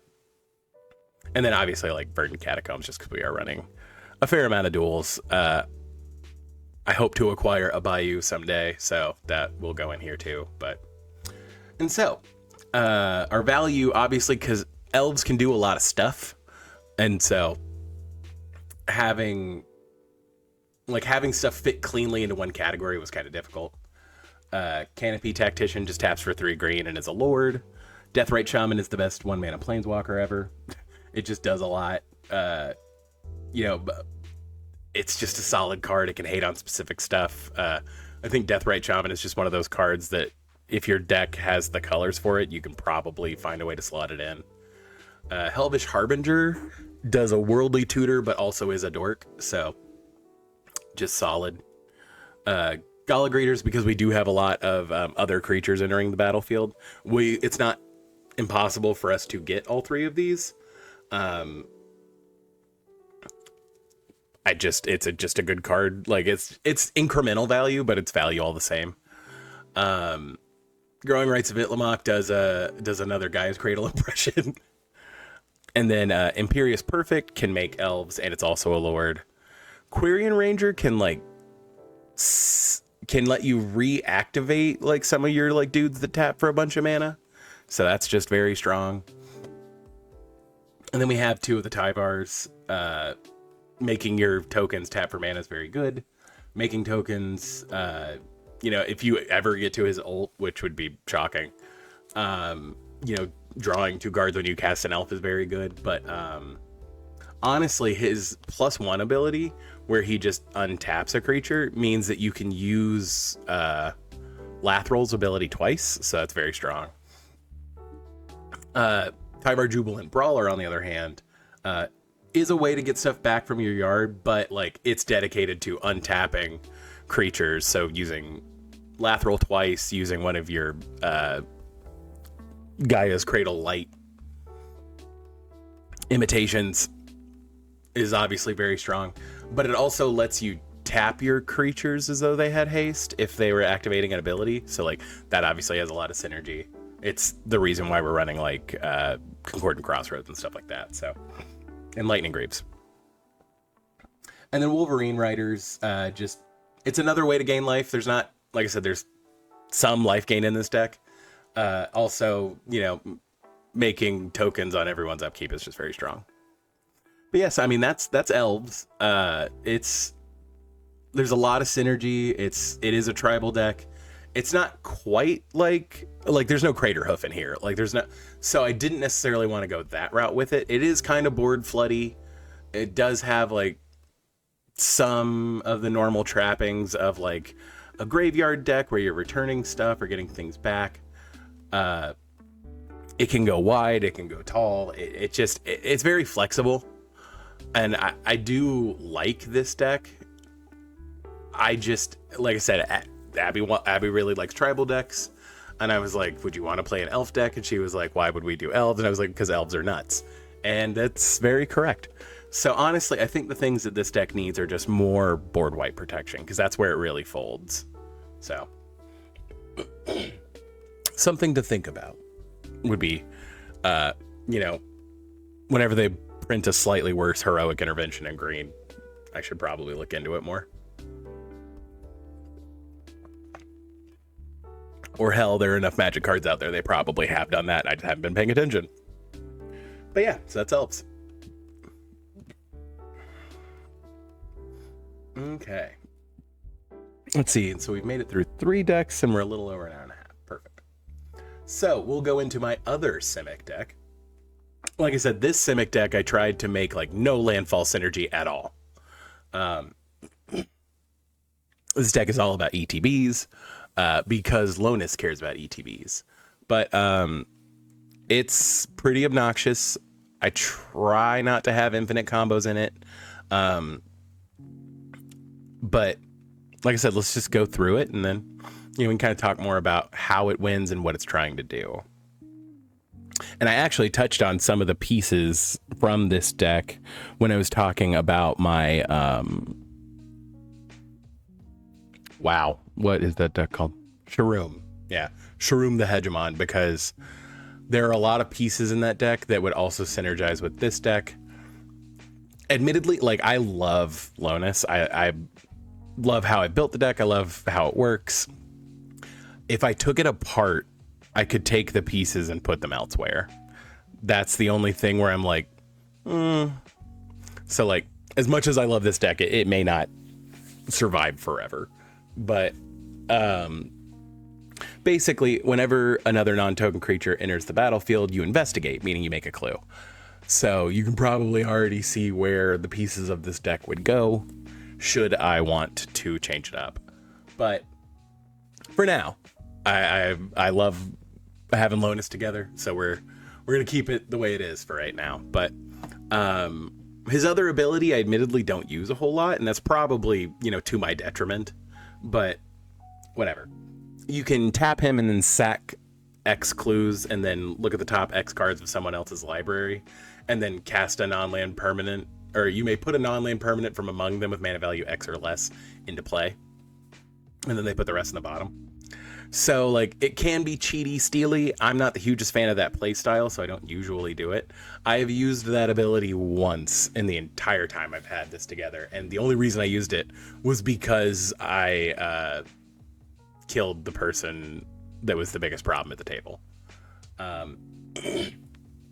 was playing against a friend who had a I think it was Wasatora, the cat dragon. And they had like lethal on the whole board, and I had the pieces for the infinite in here, which are just Urza, the mono blue Urza, obviously, and Shrieking Drake, because with Shrieking Drake, when it enters, it bounces itself unless you bounce something else. And when a creature enters, you make a clue. And with Urza, you can tap the clue to produce a blue to recast the Shrieking Drake. So you end up with infinite clues. So you can tap Lonus, for X equal to like 90 or whatever. Pull everything out of someone's library, or pull a thing out of someone's library. And it was a Jund dragon deck. So I assumed that person had Karthus. So I got their Karthus out, gained control of all of their dragons, and killed them with their own dragons. The only reason I've ever used his ability was because this is funny. let's do this. I don't like stealing people's stuff, and if I do, I expect to kill them immediately. But so let's talk a little bit more about like the individual stuff. So the main game plan of this deck is to turn all of your junk into creatures and then swing it at people. So Cyberdrive Awakener is obviously very strong. When it enters, it makes all of your non-creature artifacts into 4/4s until end of turn and gives them flying. Obviously, if you have like 30 or 40 clues, you're just like, hey, here's 120 damage right now. Rise and Shine makes them all permanently 4/4 creatures. So solid. And then Tangle Trove Kelp, as you saw in this deck, really takes advantage of Tangle Trove Kelp, whereas in Alquist, it was more of just like a value piece. This deck actually is like, cool, I'm probably going to kill you now because all of my clues are 6/6s. So just very good. I do have a Conjurer's Closet in here because, again, we do want to reset some of our ETBs consistently. It just means that Lonus triggers an extra time each turn. But again, if this deck is centered around ETBs, obviously resetting them every turn is very good. Again, blue-green doesn't have a ton of ways to board wipe, so we run Oblivion Stone because Oblivion Stone is super good. I do have a Vincer in here because returning a spell to someone's hand or a permanent is very good, especially if you have like Panharmonicon or like Conjurer's Closet to do it every turn or something like that. Very good. And so our card draw is interesting in this one because like we have the usual offenders like Days Undoing, Echo of Eons, and Windfall. But I do have some like stuff that you may not expect. So like Peregrine Took, because we are so consistently making clues and other stuff, having the additional food because of his trigger does usually mean that we can sack the foods to draw cards because we don't necessarily care as much about the food. Just a shockingly good card in this deck. Shamanic Revelation, again, this is a creature deck, so we are going pretty wide as far as like dudes out. So this is sometimes just, you know, refill your hand. You're not going to gain the 4 life a lot, but, you know, every once in a while, especially, let me see. Especially if you do it like main phase 2 while you have Tangle Trove Kelp, you can gain a lot of life with Shamanic Revelation. Shimmer Dragon just says tap 2 artifacts, draw a card. His other text is kind of important because like you don't necessarily want him to be targeted. But there was a period where I had this deck together and the win con was Jace, Wielder of Mysteries. So, mind you, I guess you could probably do that with a mono blue deck, but again, this deck specifically because it's just trying to dump out junk, and junk meaning specifically like clues, food, treasure. There are a couple of ways to make blood in here. I don't think I actually have any ways to make junk, but and this obviously isn't a green, white, black deck. That is a reference for all of the Magic Old Heads. What up? Tomio, Inquisitive Student. I got super lucky and pulled one of these. It would not be in here if I didn't pull it, to be super honest, because I wasn't going to spend $30 on a random value piece in this deck. But when she attacks, you investigate, and she obviously has a power of 0. So, like, I don't think I have any way to boost her power at all. I'm trying to think. I don't think this deck has a Skull Clamp in it because it would be in this category. So I don't even have a way to like make her a 1/2. Like, she is in here because she will incidentally make more clues, but her flip side's actually super good too. Just like lessens damage that you would take, you can get specific stuff back, and then like, you know, draw half the number of cards in your library is very good. And 7's not unattainable because her plus is a +2. And her flip isn't that hard in this deck, again, because we do have so many clues and we can, you know, activate them to draw cards. So like when it comes time where I'm like, I don't necessarily need her to make clues anymore, this is a good alternative. Also, it lets you get back, her ability lets you get back something like Rise and Shine. So obviously very strong. And so Thought Monitor, again, we're making a bunch of artifacts. You will usually cost Thought Monitor for 1. Like I said, if I were to take this deck apart, Thought Monitor would obviously go in the Affinity deck. It's not terribly expensive. I should just buy another one, but I'm teetering on keeping this deck together, so I haven't committed to buying another one. And then, like I said, yeah, the usual offenders are in here. Actually, this is kind of low for card draw in a blue deck, but that's because of all the other synergy pieces we have. It's not. I rarely have a time where I'm like, I don't need less cards. I need less cards. So. Or I rarely have a time in this deck where I'm like, God, I need to draw more cards right now. So, but yeah, so we do have like 2 clones. Glasspool Mimic, again, because I like the cards that you can flip into a land. Phantasmal Image, mostly because it's just super cheap. Most of the time I cast Phantasmal Image as a copy of somebody else's ETB that I'd like to keep. Or I'd like to get at least once. Obviously, like the stuff that we have that blinks him would kill him, so but like for the rate, 2 mana dude that does that is very good. These are also really the only ways I have to duplicate like Cyberdrive Awakener's effect, so it is kind of fine. I'm trying to think if I have any other ways to like instant speed blink stuff. I don't know. So this deck does technically run 5 counter spells, but like they're bad. Like obviously like just base counterspell and Void Slime aren't bad, but like Frilled Mystic and Mystic Snake are just creatures that have counterspell stapled onto them and flash. I mean, don't get me wrong, occasionally you do get them and it's funny, but like, you know, Glenelendra Archmage actually is like pretty oppressive in this deck.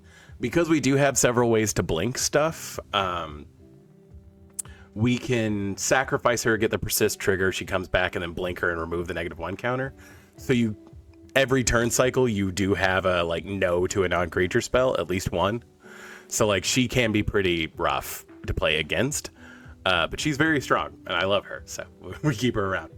Again, Balagad Recovery, it's just a card I play a lot. And then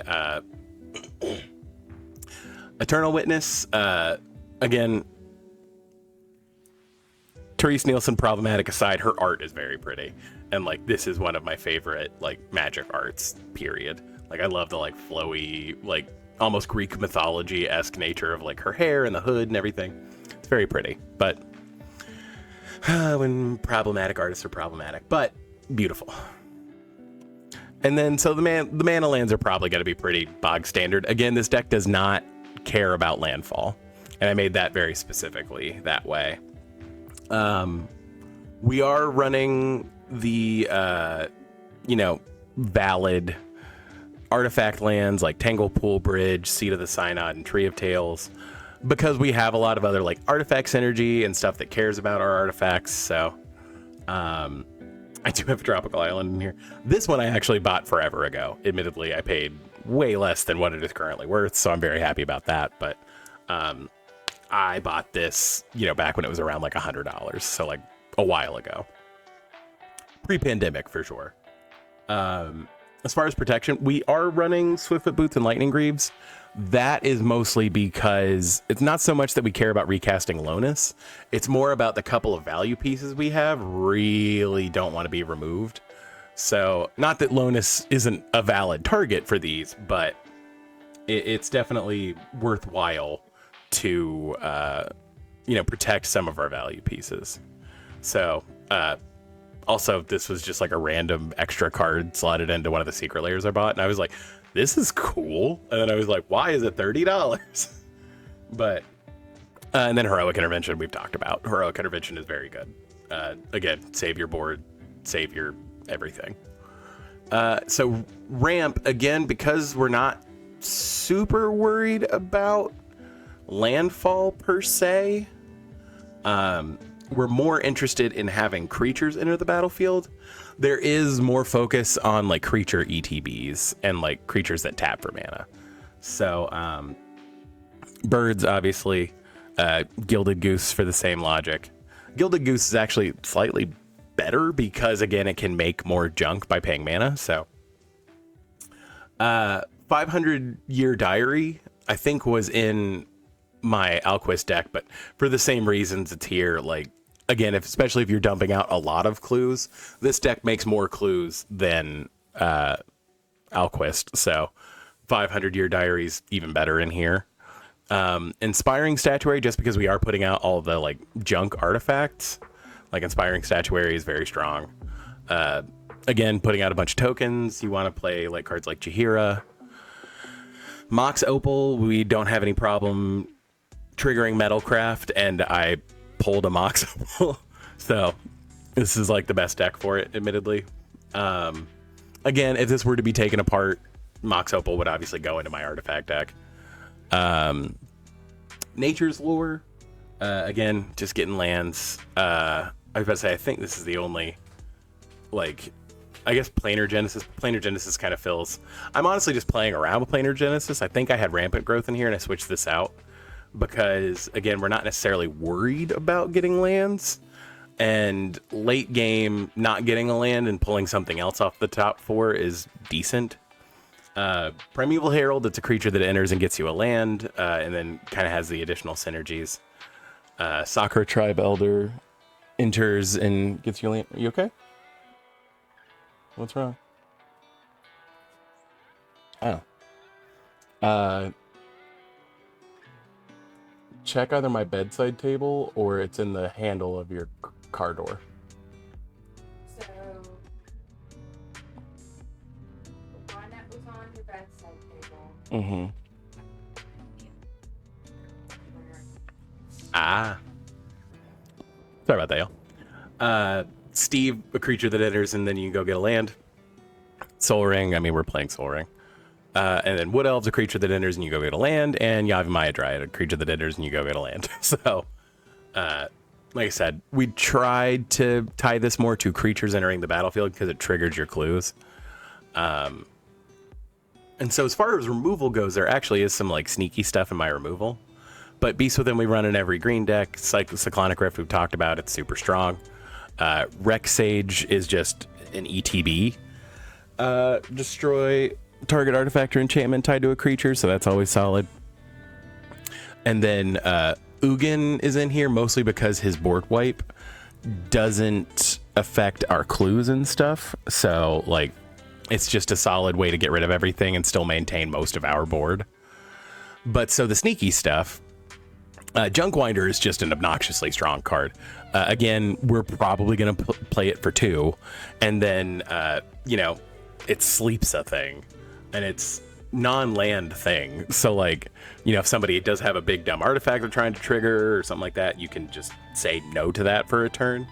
And with the amount of tokens that we create, it's not hard to, like, tap down someone's whole board.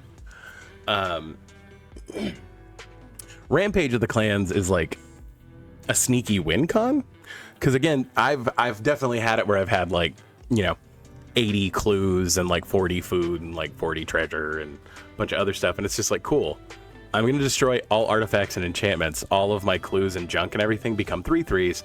I now have like 200 3/3s. I will kill everyone, and that's just very strong. And then this deck runs no enchantments except for one indestructible enchantment. So, yeah, Tranquil Grove is just funny. It's a repeatable way to destroy all enchantments. It is in here specifically to hose people. Sometimes it's a dead card, but, you know, sometimes it's hilarious. So, but yeah, so as far as like making tokens goes, Academy Manufactor obviously is very, very strong in a deck like this. Like I said, it's an Alquist for the same reason, but this deck takes advantage of it even more. Sorry, I had some stuck in my teeth. Adrix Nev is a creature that enters the battlefield, but then does the, you know, multiply twice that many tokens effect. And it has wards, so like, it is kind of just sticky, which we like. And then Worldwalker Helm is gonna produce a bunch of maps, because again, we're just individually making artifact tokens. So, and then, you know, you can tap it to make more tokens. So it's, you know, it's just solid. with it out, making 2 mana make 2 more pieces of junk is very good. We are running Mystical Tutor to be able to go get Rise and Shine or hey Amelia, how you doing? Welcome to the stream. We're just talking about magic stuff. And then Primal Command is, again, in most of my green decks, it's just very good. Being able to find specific creatures, very relevant. And so utility lands, obviously we have like Academy Ruins, where we like bring back specific artifacts, because a lot of our like value pieces are tied to Academy Ruins. Alchemist Refuge, giving stuff flash. Archway of Innovation is actually kind of like a shockingly good card in this deck. It does end up just being, it's functionally 2 mana, but it just tears the generic cost away of like some of our more expensive stuff. Like it's a cheap imitation of Urza or Jaheira, but it is like decent. Boseiju, we obviously keep. Removal is good. Demolition Field, sometimes you're just going to solve lands. Inventor's Fair is in here because we're going to trigger Metalcraft, so we will have the life gain. Misty Rainforest. The Shire, because you can use it to put out food. And then Treasure Vault, because you can use it to make treasures. Okay, and so the value category here is kind of big because I didn't super know what to... These didn't necessarily cleanly fall into one or the other. Obviously, all of these pieces do something slightly different and, do them well. So, Cavalier of Thorns is another way that, like, you can use a creature ETB to ramp. But, if it dies, you can also, like, get stuff back from your yard. So, like, it just does a lot all at once, and so we like that. Coiling Oracle is one of my favorite creatures to blink every turn, because it can be ramp, and worst case scenario, you draw a card, like, super solid. Commit to Memory is just another counter spell, and then you can wheel. I've talked about it a little bit in the past, and it's just very good. I'm doing all right, Amelia. How are you doing? Defiler of Dreams. A lot of our stuff is either blue-green or is blue. So you do get that cost reduction fairly regularly. And then, obviously, just more card draw. Forensic Gadgeteer is really good in this deck because, again, we do cast a fair amount of artifact spells. So, like, again, just making more clues. But then it also makes our clues cheaper to activate. So if we do need to filter for card draw, just super good. I'm so happy they printed a card like this. It's obscenely good. Risen Reef is Coiling Oracle, but it costs 1 more. I don't really have a lot of elementals in this deck. Like, I think Cavalier of Thorns might be the only other elemental. So, like, it's not that I'll never trigger that other ability, but it's mostly in here because, obviously it does a Coiling Oracle effect. Sort of Hearth and Home is another way to blink stuff. It's also ramp, so, like, just solid. Tomio's Journal is one of the few, like, true tutors in the deck. Obviously, like, it just investigating every turn is fine, but, like, tapping it to sack 3 clues and get something specific is very good. I should probably, like I said, if this gets taken apart, like, I do think that card would go very easily into Alquist for the same reasons. Tezzeret the Seeker is another way to kind of win the game, because using its -5 to turn all of your, junk into 5/5s is very strong. But also, like, there is some, like, incidental ramp with his +1. You can -0 him to find your artifact lands. So he just fills a lot of different roles that I really like. Thassa Deep Dwelling is another way to blink a creature every turn, and when in doubt, being able to tap other creatures down so that you can, get through or avoid being attacked is very good. And then Transmutational Font is one of those cards that I was wondering how good it was going to be. And then I played 2 games with it, and I won both of those games because Transmutational Font just let me put artifacts into play for free. It is stupidly strong. Don't get me wrong, 5 is steep, but it's crazy good. Like, it's not uncommon for me to have 3 artifact tokens with different names. And even if you can't get there right now, you can tap it to make one of the ones that you don't have and then win that way. Like, especially with like Tezzeret the Seeker that can untap an artifact, like you can often make the one you need, untap it, and then tutor for an artifact. It's super strong.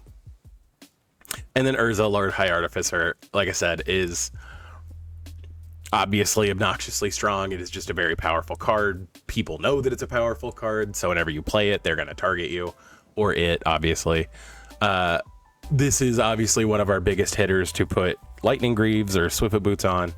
But, I mean, it just does so much. Like, letting you tap your artifacts for blue is obviously super strong. But, like, it also makes a ridiculously big creature when you play it.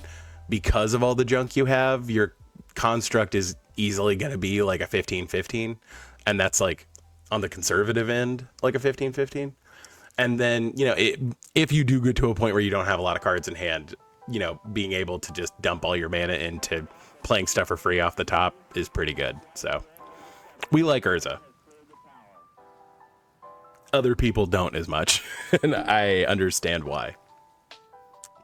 And then, like I said, I do have Shrieking Drake. I put it in the sideboard because I do this with a few of my decks where there is one obnoxious combo piece that like makes the whole combo work, but it's not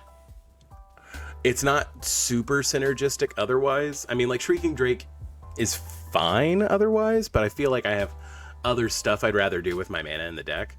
So if we're sitting at a table where everyone's like, we're playing infinite combos, this is how this is going to be, we're all working toward that, I'll slot in Shrieking Drake, but it's not like a full-time normal part of the deck.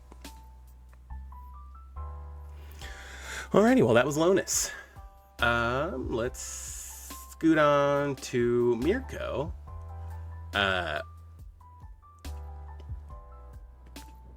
So Mirko, like I said, this is probably a little more than a third of the precon swapped out now, but the precon for this was nuts. It was actually like super strong on its own. Mirko is just like a fun card. Again, it's a 3-mana commander that just has flying and vigilance and then gets bigger. So like a lot of the times just people don't even remember that he has vigilance. So it's like, I'm going to swing with Mirko because you don't have any flyers. Cool, I'm going to crack back. Cool, my Mirko's still untapped and I will block your creature. Ah, crap. Like, so there are a lot of interesting ways that you can take this deck. This deck, I should probably have more Surveil in it than there is, but I can kind of slide that way and not have a ton of Surveil because this deck runs a lot of clones. The clones don't care what his power is because on the cards they're listed as 0/0s. They don't have a power and toughness until they come into play as a copy of something. So clones are very easy to get with Mirko. But yeah, so he's a 1/3 with flying and vigilance, and then when you surveil, you put a +1/+1 counter on him. And then at the beginning of your end step, you may return target creature card with power less than Mirko's from your graveyard to the battlefield with a finality counter on it. So, not that this is like huge reanimator, but like this is more of a reanimator-y deck.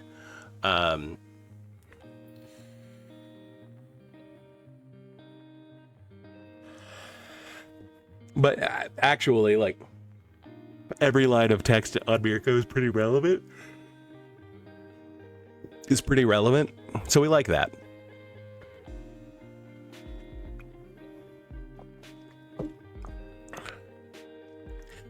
But yeah, sometimes Mirko can just get very big. So giving him trample can sometimes just gain you a lot of life and also sneak damage through. So like Loxodon Warhammer is kind of an easy fit in here. Like I said, Toxic Deluge goes in every black deck, and it actually got reprinted in this precon, so super good. Vincer is just an obnoxious thing to res with Mirko, so. But, I mean, obviously, having him as a counterspell is very good, too. We're actually kind of light on card draw, like traditional card draw in this deck, because we, surveil so much and we kind of play with our graveyard as a second hand. So, obviously we have Disinformation Campaign, which might be my favorite Magic card ever. Disinformation Campaign and Mind's Desire are like my two favorite cards. But Disinformation Campaign, when it enters, you draw a card everyone else discards, but when you surveil, you put it back in your hand. So, I'm at least surveilling once a turn. So I'm playing this every turn, making everybody discard, making them make choices, and I draw cards. So it is a repeatable source of card draw, weirdly. Cards I don't know why they weren't in the pre-con to begin with. Fairy Dream Thief just synergizes really well, because you can, if you need to surveil, you can keep it on top, but if you surveil it into your yard, you can draw a card with it later. Like, I don't know why they didn't put this in the pre-con. It's super good. Mole Drifter was in the pre-con, obviously. Evoking it and then using Mirko's ability to get it back, drawing 4 cards in one turn is very strong. So Search for Azcanta, I actually have a proxy of this because I do find it kind of annoying to like take cards out of sleeves and flip them. But in the version I have has the front text and the bottom text on it upside down, so you can just turn it around. But it does say Surveil. It got updated to say Surveil, so that's why it's in the deck. Windfall, I do mostly want white. I don't really want to shuffle my graveyard into my library unless I have to. So that's why like Windfall is really the only like wheel in here. I do think I have Commit to Memory in here too, but that's because I can surveil it into my yard and then it has other synergy and then it has, other value. But traditionally I don't necessarily want to shuffle my graveyard into my library. But then obviously, like I said, we have a bunch of clones. Auton Soldier is just funny to make Mirko, like to have another Mirko, because it can copy a legendary that isn't legendary, and then you have Myriad, so it's just a funny way to get more Mirko triggers. So if you end up with a lot of with a couple of clones, getting 2 back is really good. Copy Crook is really good just because it's a clone that connives, and like conniving is just very strong. Again, it's another way to put cards from our hand into our yard if we wanted to bring them back and we drew them instead of surveilling them. Evil Twin is just like an obnoxious card. I love this card. I think it was one of like the first rares I ever pulled, like from packs I bought with my own money. So I do just have some like sentimental attachment to Evil Twin. Glasspool Mimic is a clone that can be a land. Phyrexian Metamorph it can copy an artifact, which is super good. But again, just a clone we can cast for 3 is decent. Spark Double again can be another Mirko, and then it also already has like a +1/+1 counter on it, so like there's synergy there. Stunt Double is a clone with Flash. I've used Stunt Double to clone my own Mirko so that I can sacrifice the Mirko in response to someone trying to steal it. Like, it's super good. Synth Infiltrator, again, is just a clone we could potentially cast for cheaper, but, it's a clone.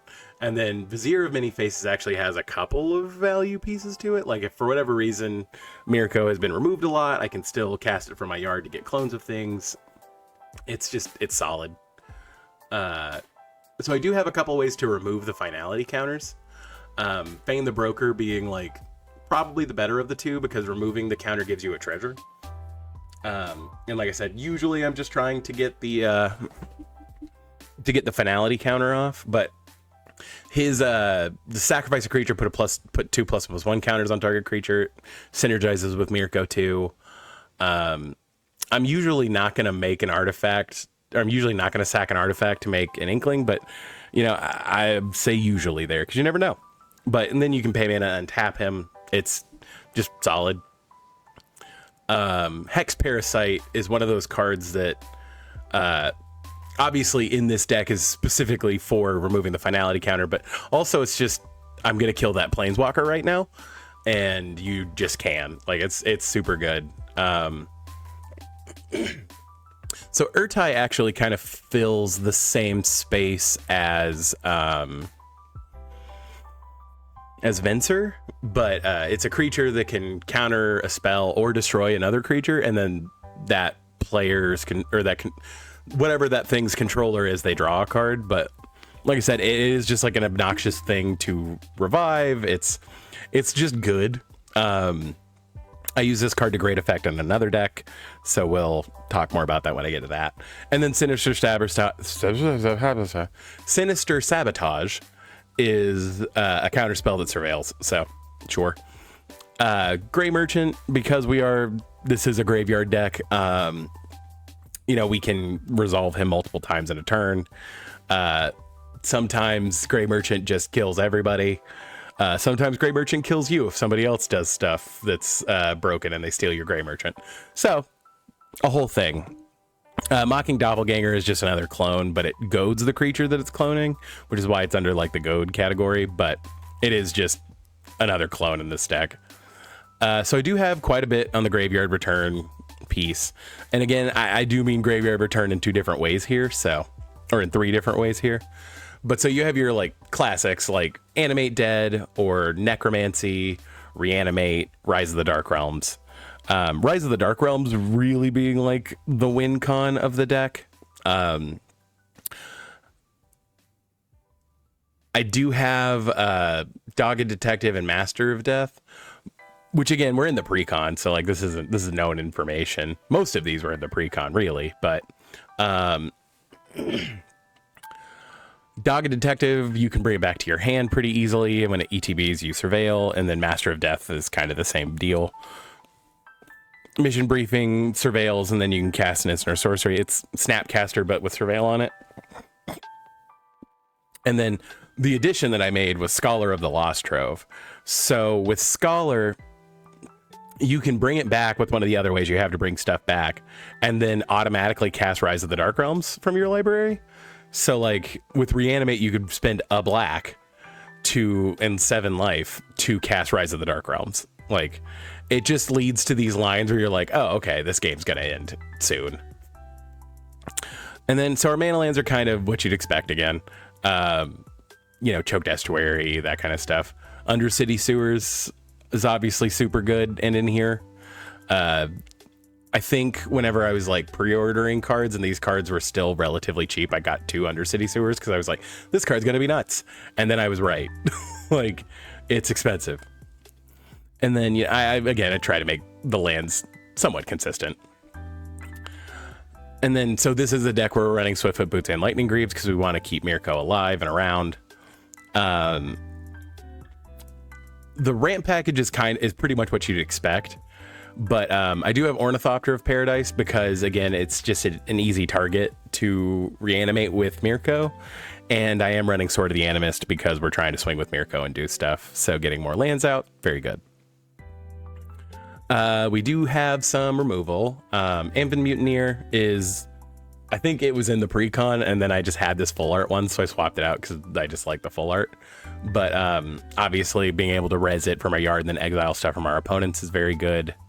Also, it does have like the Encore synergy too, so there's that. Black Sun Zenith should probably be in board wipes, not in removal. Again, this was in the pre-con. It does an impression of Toxic Deluge, so obviously it's decent. Let's see, we said board wipes at one point, so we are going to move that over to board wipes. Boggart Trawler I've talked about. Pylon, you can often just cast it for free and it surveils, so like solid. I do have an Altar of Dimension in here just because occasionally we do have some like weirdly expensive, like weirdly high power things, and being able to be like, I'm gonna mill myself for whatever because I copied somebody else's ridiculous creature.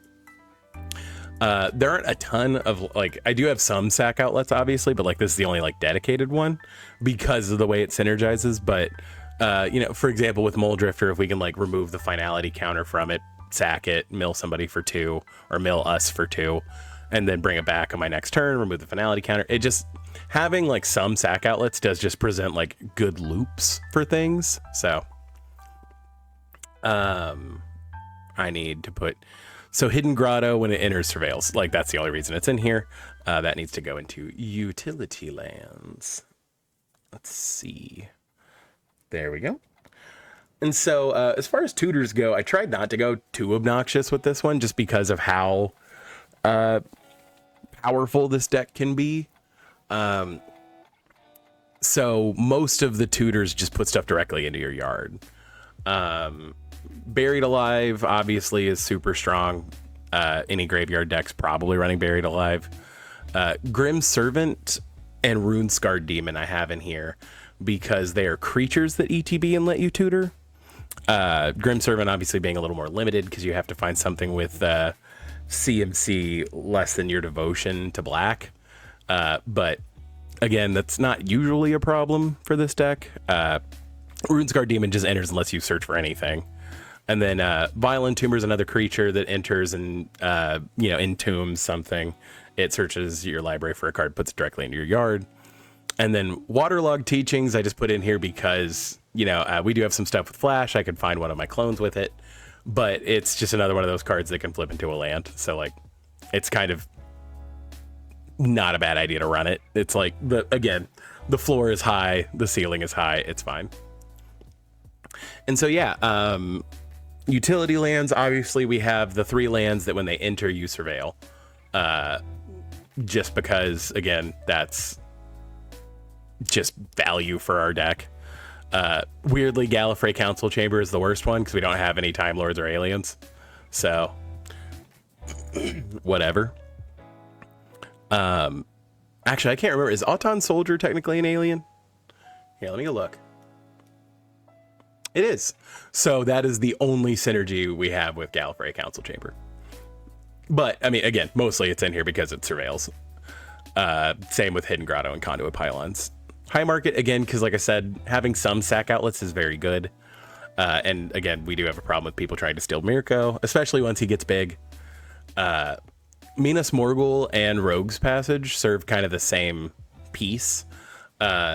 I am a little more hesitant to do it with Minas Morgul because Mirko having Vigilance does make him a very good blocker, and so giving him Shadow kind of negates that. But making him unblockable usually means you can just kill the person who would be threatening you with damage anyway. And then, kind of the standard stuff like Myriad Landscape, Mystic Sanctuary, Reliquary Tower, Strip Mine. I should probably switch it up for a Ghost Quarter because I think that's a proxy, but whatever. Takacia's Dig Site, you can pay mana to surveil. Again, it was in the pre-con.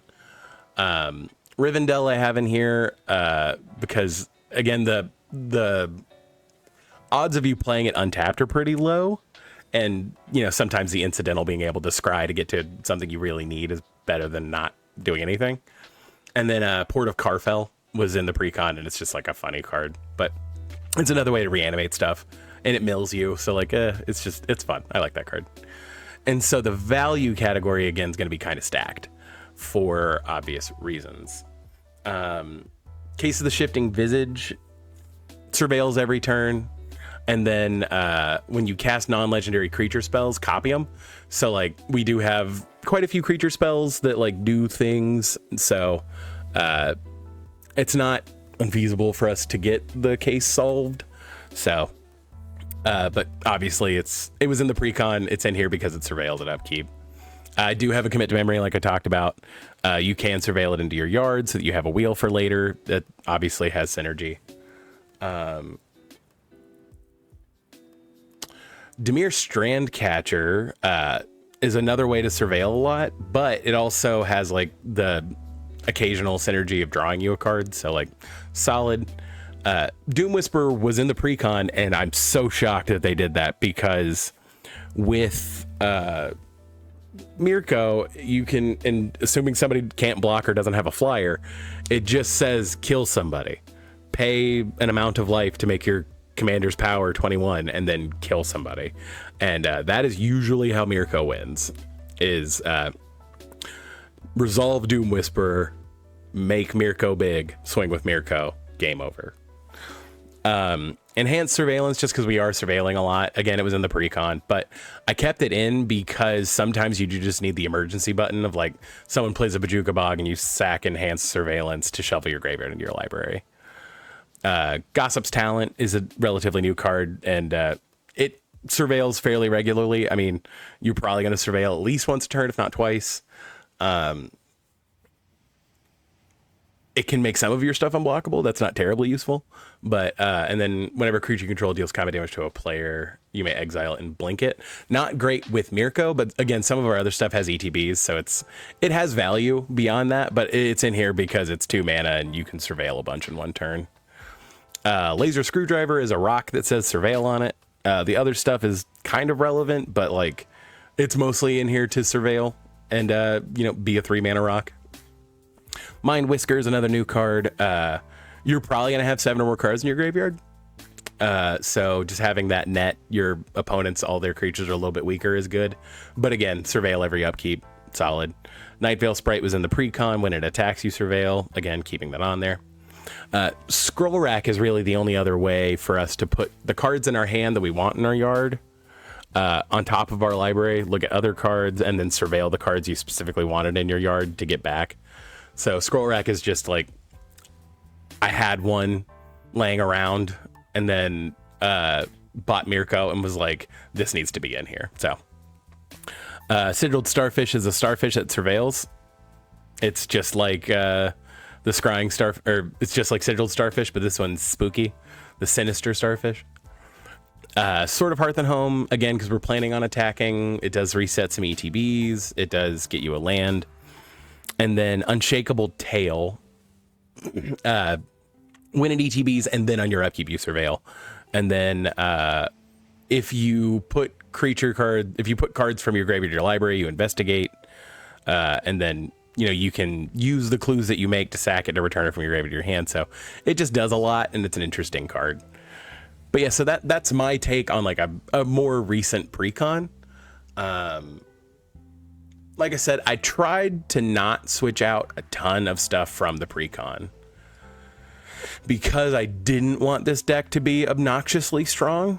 I want, because again, I play in a group, at a league where there are a lot of people who are like, I've just got one deck and it's a precon that I've upgraded. I wanted a deck that kind of can hang with that, and I think this does a good job. Like I said, it can be obnoxious. It can absolutely run over people, but I don't think that's unheard of, especially now that they're printing infinite combos into precons. So,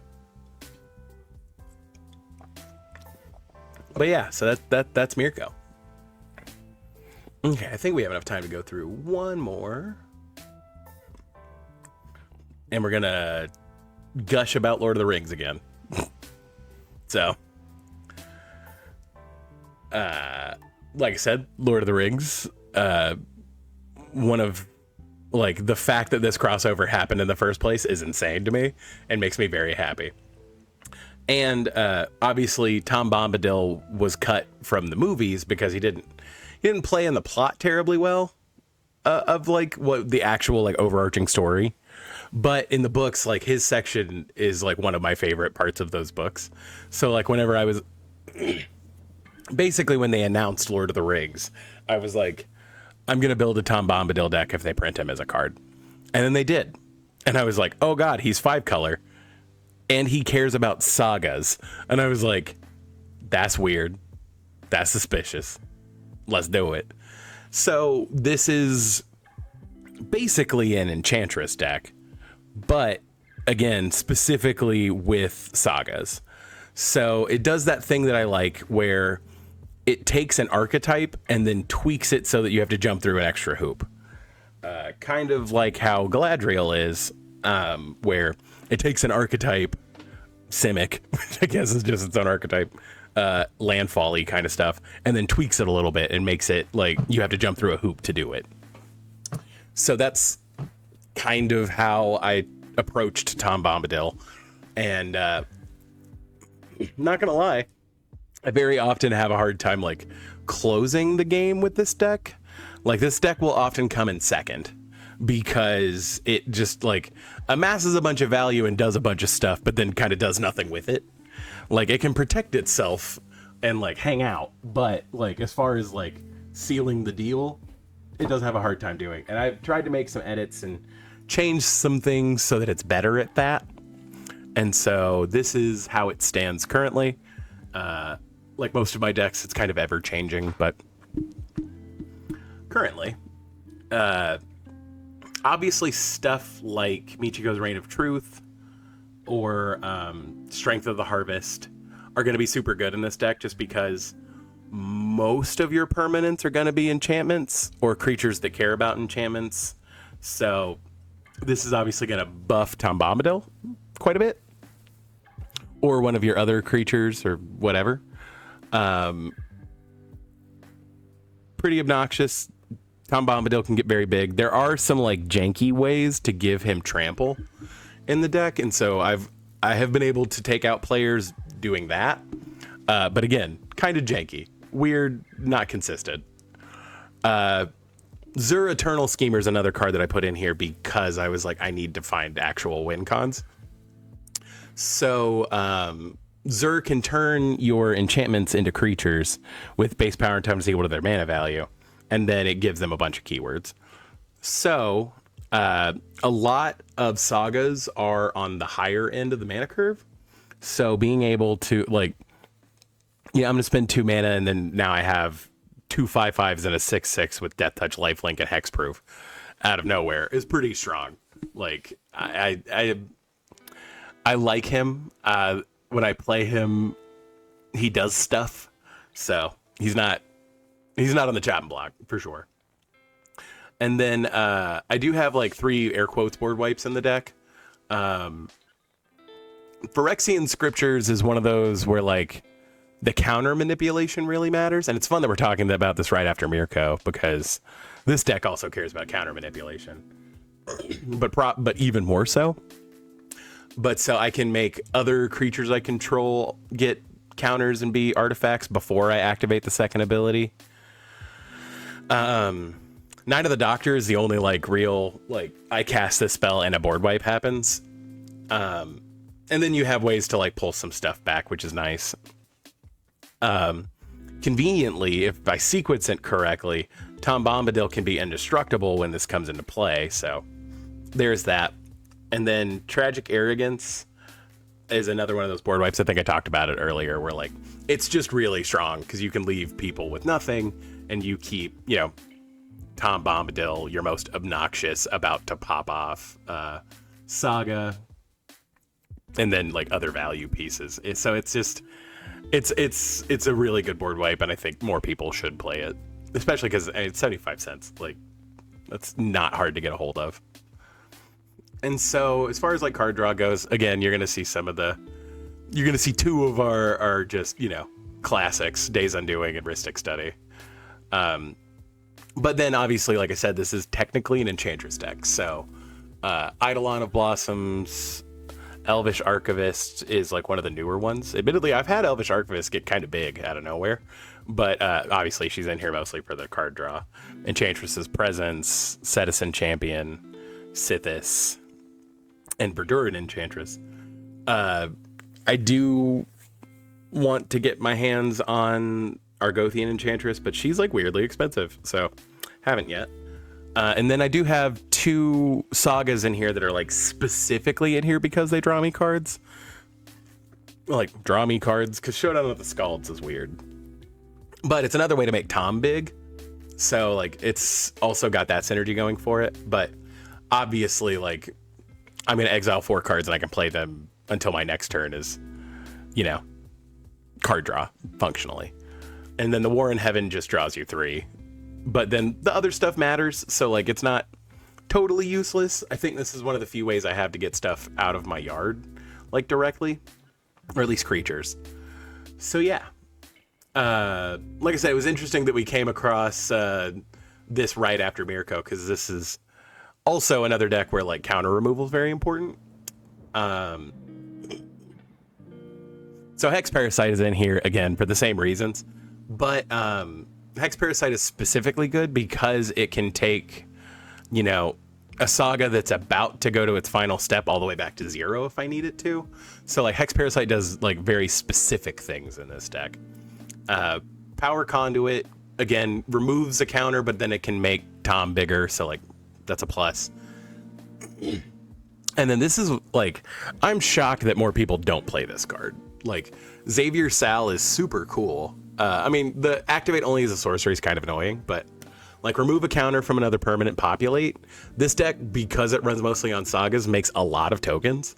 So you will pretty regularly have your pick of the litter to populate one of your tokens.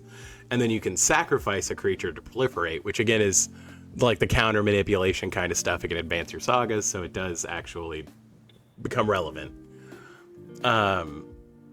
I'm running one counterspell in this deck, and it is just Void Slime.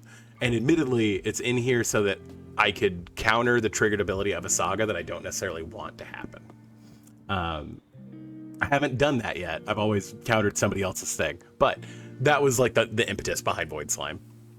I don't really want to put more counterspells in here because it's not the point. But Composer of Spring obviously is just a really good card that they printed and goes in good enchantment decks in general.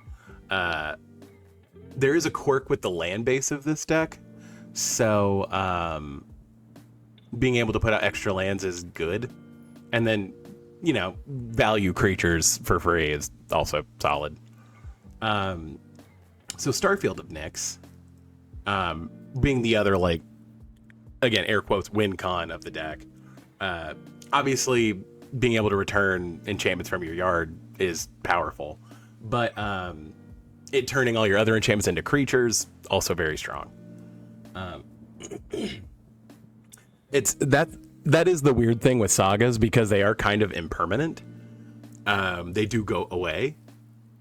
It's not as much of a win con as you would think, but it is, you know, because your sagas do go to the graveyard, you are always going to have fodder to activate that first line of text. So, and then the Mending of Dominaria is another way to get like specific creatures out of your yard. People will remove very specific creatures from this deck, so it's nice to be able to like get your Sithis back or your Xavier Sal or whatever. And then, you know, there are quite a few ways for your lands to end up in your yard. And so the final ability shuffles your graveyard into your library and gets you your land back. So that's nice. And so, like I said, there are some quirky stuff about this specific land base. Obviously, I put in all of the shocks that I had laying around, but I have all 10 triomes in here. You know, just kind of had them. And I was like, this makes a 5-color mana base work. Fine. But specifically because there are a few sagas that fetch for specific land types, using the triomes, you can get really good like mana coverage doing that. So that was the other reason. But like I said, obviously the command tower is from Lord of the Rings. I can't remember. I don't think there was a printing of Exotic Orchard that had Lord of the Rings stuff in it, but the orchards feel kind of relevant to Tom Bombadil. So also Forbidden Orchard, like I don't super care about giving people creatures. I care more about having the mana I need. I do have one of each basic in here, and they are all, you know, the Lord of the Rings maps. Big shock. And yeah, and then so like I said, it's I think I actually do have another one of these kind of things. Do we have Cinderglade in here? Yeah. Okay, so then like Cinderglade or Prairie Stream. Again, these mostly are in here just because they have the land types. But that's true of every mana land in here except for these three. So, but yeah, it's kind of janky because it works off the triomes, but it's oddly consistent. So we do have just Lightning Greaves in here. There are a lot of creatures that tap for mana, so as you'll see in a second, but being able to move Lightning Greaves around, to tap them immediately is very good. But because Tom can have Hexproof and Indestructible just through his own triggers, I don't care as much about Lightning Greaves or Swiftfoot Boots enough to have both, so just Lightning Greaves. And also it's the one with flavor text from Legolas, so. Sphere of Safety, again, our deck's built around enchantments, so it'll be kind of expensive for people to attack us. Sterling Grove, our deck's built around enchantments, so them having Shroud is very good. Also, you know, if someone's going to go destroy your Sterling Grove, you can pop it to go find an enchantment. Or if you literally only have Sterling Grove you will pop Sterlinger up to go find a Saga, because that's happened to me a lot. So ramp, again, this is a 5-color deck, so we are kind of trying to make sure we have the mana we need as soon as possible. So this actually isn't from Lord of the Rings, but I think the art works really well with the deck, so I put it in here. Birds, Bloom Tinder, and Fabro Elder are in here because they tap for 5 mana whenever you control Tom. Chromatic Lantern is obviously in here because it makes all your lands whatever you want them to be. Delighted Halfling is in here for the flavor, but also it can make Tom uncounterable, so like just solid. Dry to the Elysian Grove lets you play extra lands and makes all your lands tap for whatever. And then Farseek looks specifically for a non-forest. Nature's Lore looks specifically for a forest. 3 Visits looks specifically for a forest. And then Sanctum Weaver taps for number of enchantments you control, obviously. Scholar of New Horizons can kind of mess with counters the same way that the cards above do, but it lets you go look for specifically plains cards. And then I do have a couple of basic. I do have literally 2 basic ramps. There are only 5 basics in the deck, but one of them is a Saga, so it just inherently synergizes. And then one of them is it has my favorite quote from Lord of the Rings on it, so I had to put it in here. But all that is gold does not glitter, not all those who wander are lost. The old that is strong does not wither, deep roots are not reached by the frost. Like, it's also probably like one of the most quoted things from the books. So, and you'll see not all those who wander are lost, like tattoos and bumper stickers and misattributed to people. Like in the White Woman's Instagram, the song by Bo Burnham, he shows a picture of Martin Luther King supposedly saying not all those who wander are lost, which I just think is very funny. But so removal wise, and again, there's a lot in the value category here because, again, sagas don't necessarily fall cleanly into one category. But Beast Within and Generous Gift go in most of the decks that can play them in my library. Elspeth Conquers Death is another way that I can get like some specific stuff back, but really it's in here because it removes problems and then makes new problems harder to appear. And then the Kami War, again, it's really in here because it exiles a non-land permanent, but then some other synergies, like obviously when it flips into a 6/6, it just gets a plus for whatever reason is super strong. So that's those. And so tutors are weird in this deck, right? I did want just like one blanket tutor, but like if I'm running Idyllic Tutor in a deck that has black, I'm at least running Demonic Tutor 2. Cruelty of Gix is just a straight up tutor. You do have to lose 3 life, but like you can pay 5 and then go do that rather than, you know, wait for it to do other stuff, which is cool because of like the read ahead mechanic. Huntsman's Redemption lets you look for a specific creature on the second one, and then War of the Last Alliance lets you look for any legendary creature twice, which is super good. And then it also can give your stuff double strike. So again, another way that if like we can push through with Tom, he can kill people. And then, so our utility lands are pretty barren, actually. I put as many fetches as I had in here, which I guess the ones I had loose are 6 of them. So I think I actually pulled this one while I was doing other things. But Hall of Heliod's Generosity is in here, obviously, because again, sagas tend to go to the graveyard. And then Karn's Bastion is in here because being able to manipulate the counters on stuff is very good. And so, like I said, value's a little stacked because, again, we do a lot of different stuff. So, again, we're running Elspeth Escapes Death. So, like, Ajani Fells the Godsire kind of does a similar thing with some other. It can also grant double strike. It puts out more tokens. Like, it's just solid. Binding of the Old Gods is removal and ramp. And if you can tie the third trigger to giving him trample, it makes it much easier to kill people. But this is one of those cards I was talking about where like you search your library for a forest, and so you can get, 7 of the triomes. Or 6. Is it 7 or 6? No, it's 7. Yeah. Birth of the Empyrean kind of does, again, everything we want it to do. Makes tokens, removes creatures from the board, and then draws you cards. Fall of the First Civilization is another one of those where it is a board wipe, but because it's on the third one, it's a lot easier for us to avoid it if we don't want it to happen. Actually, like, it just being a decent way to draw 2 cards and like make a friend at the table is pretty strong.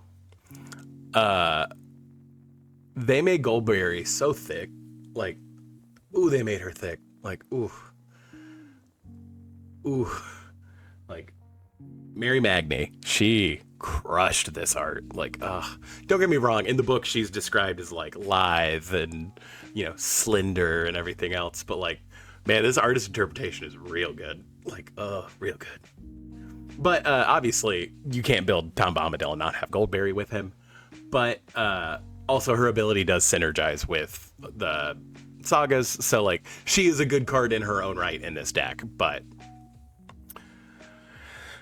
whew, that was a card I needed to get the foil of, put it that way.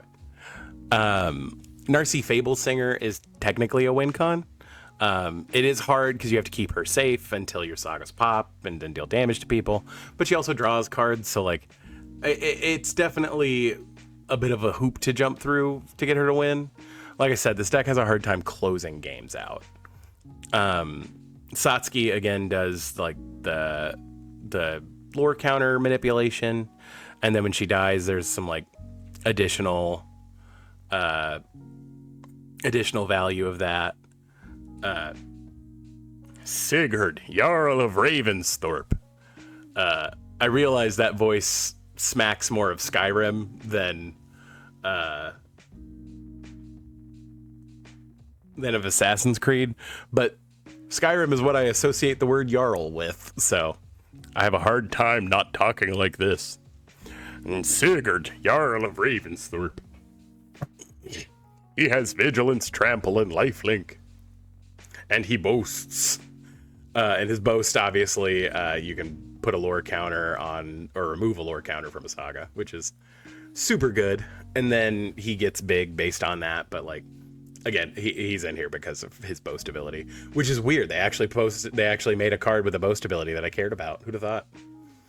And then Spelunking is in here because it's an enchantment, obviously, but most of our lands come into play tapped. So it's a way to put another land out. It lets you draw a card, and it has the additional synergy of having our the lands we tutor for, the triomes we control, come into play on tap. So it's just solid.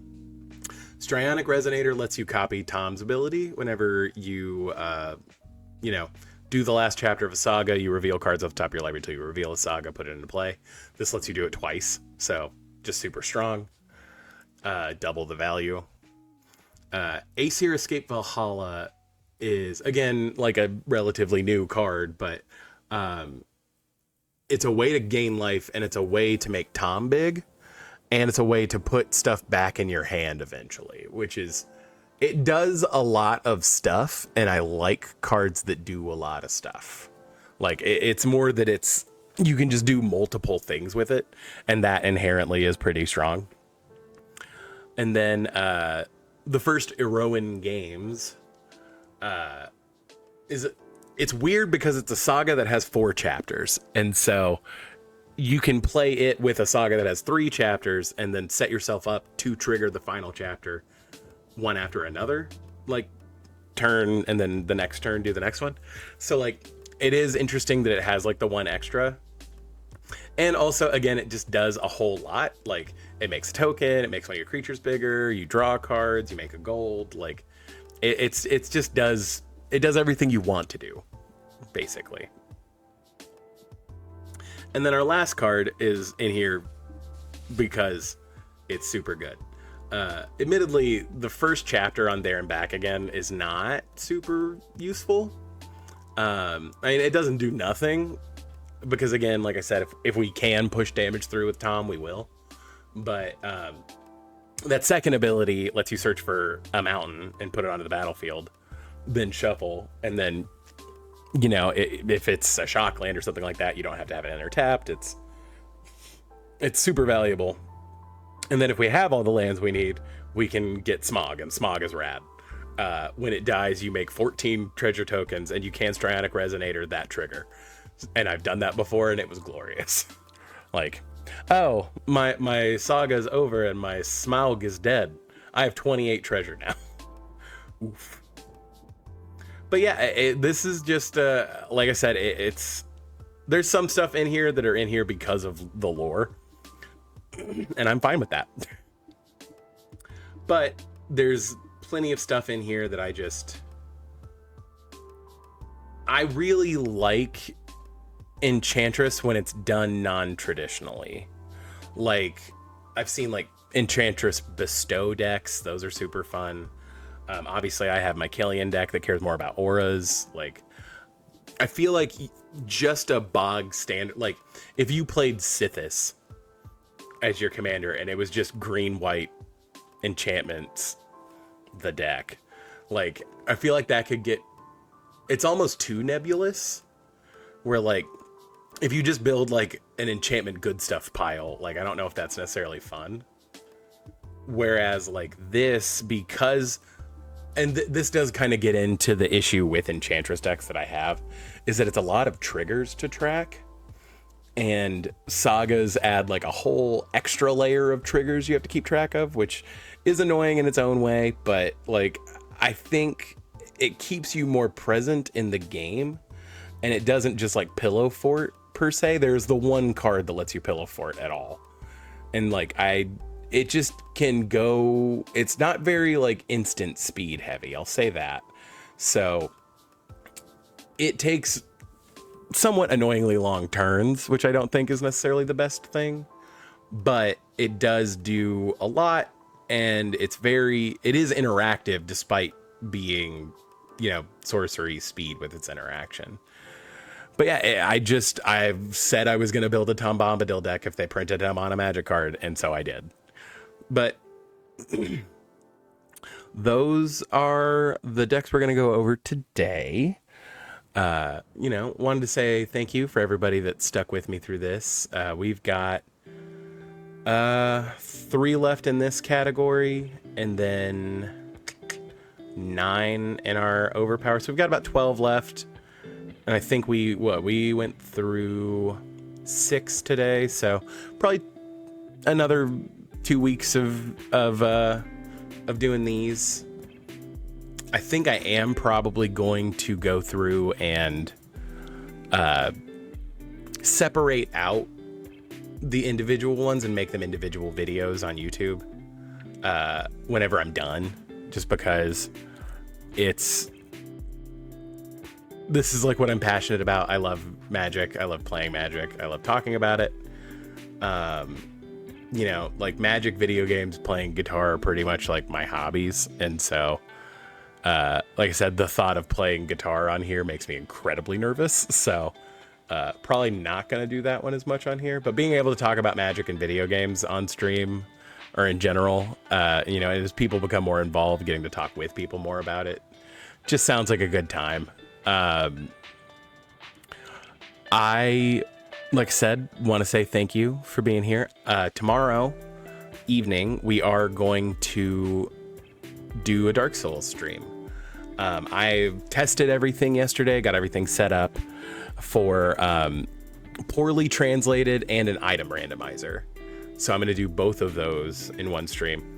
I don't know how quickly I'll get through that, but I doubt I'll be able to do it in like a stream or two, so it may be like a 3 or 4 week process. But once I get done with with that challenge, that like fun piece, I will go back and do probably an archery only challenge. That just sounds like I did a little testing with that, you know, just to make sure that you could kill like the Asylum Demon and get through the Asylum without killing anything else with the bow. And so that's really the only like practice I've done. But yeah, So that's plans moving forward. Obviously, like I said, Thursdays we're going to keep rolling with Stardew. And Sundays we're going to keep talking about Magic and stuff for a little bit. Like I said, depending on, what I'm feeling, how people are feeling, we might do, once I'm done going through all my commander decks, we might, do some drafts or something on Arena. It just depends. I'm not thinking that far ahead per se, because like I said, I kind of just want stream to be a chill space where I can do whatever I want and create whatever I want to create. But yeah, so that's gonna do it for today. Thanks a million for being here, and if you're watching this on Twitch, join me tomorrow at 6:30. Come hang out. We can talk about Dark Souls and stuff, because like I said, we're gonna start that. And if you're watching this on YouTube, hit the like and subscribe button. I'd appreciate seeing more folks over there. And like I said, thanks a million. Thanks for being here. Have a good rest of your day, y'all. Bye.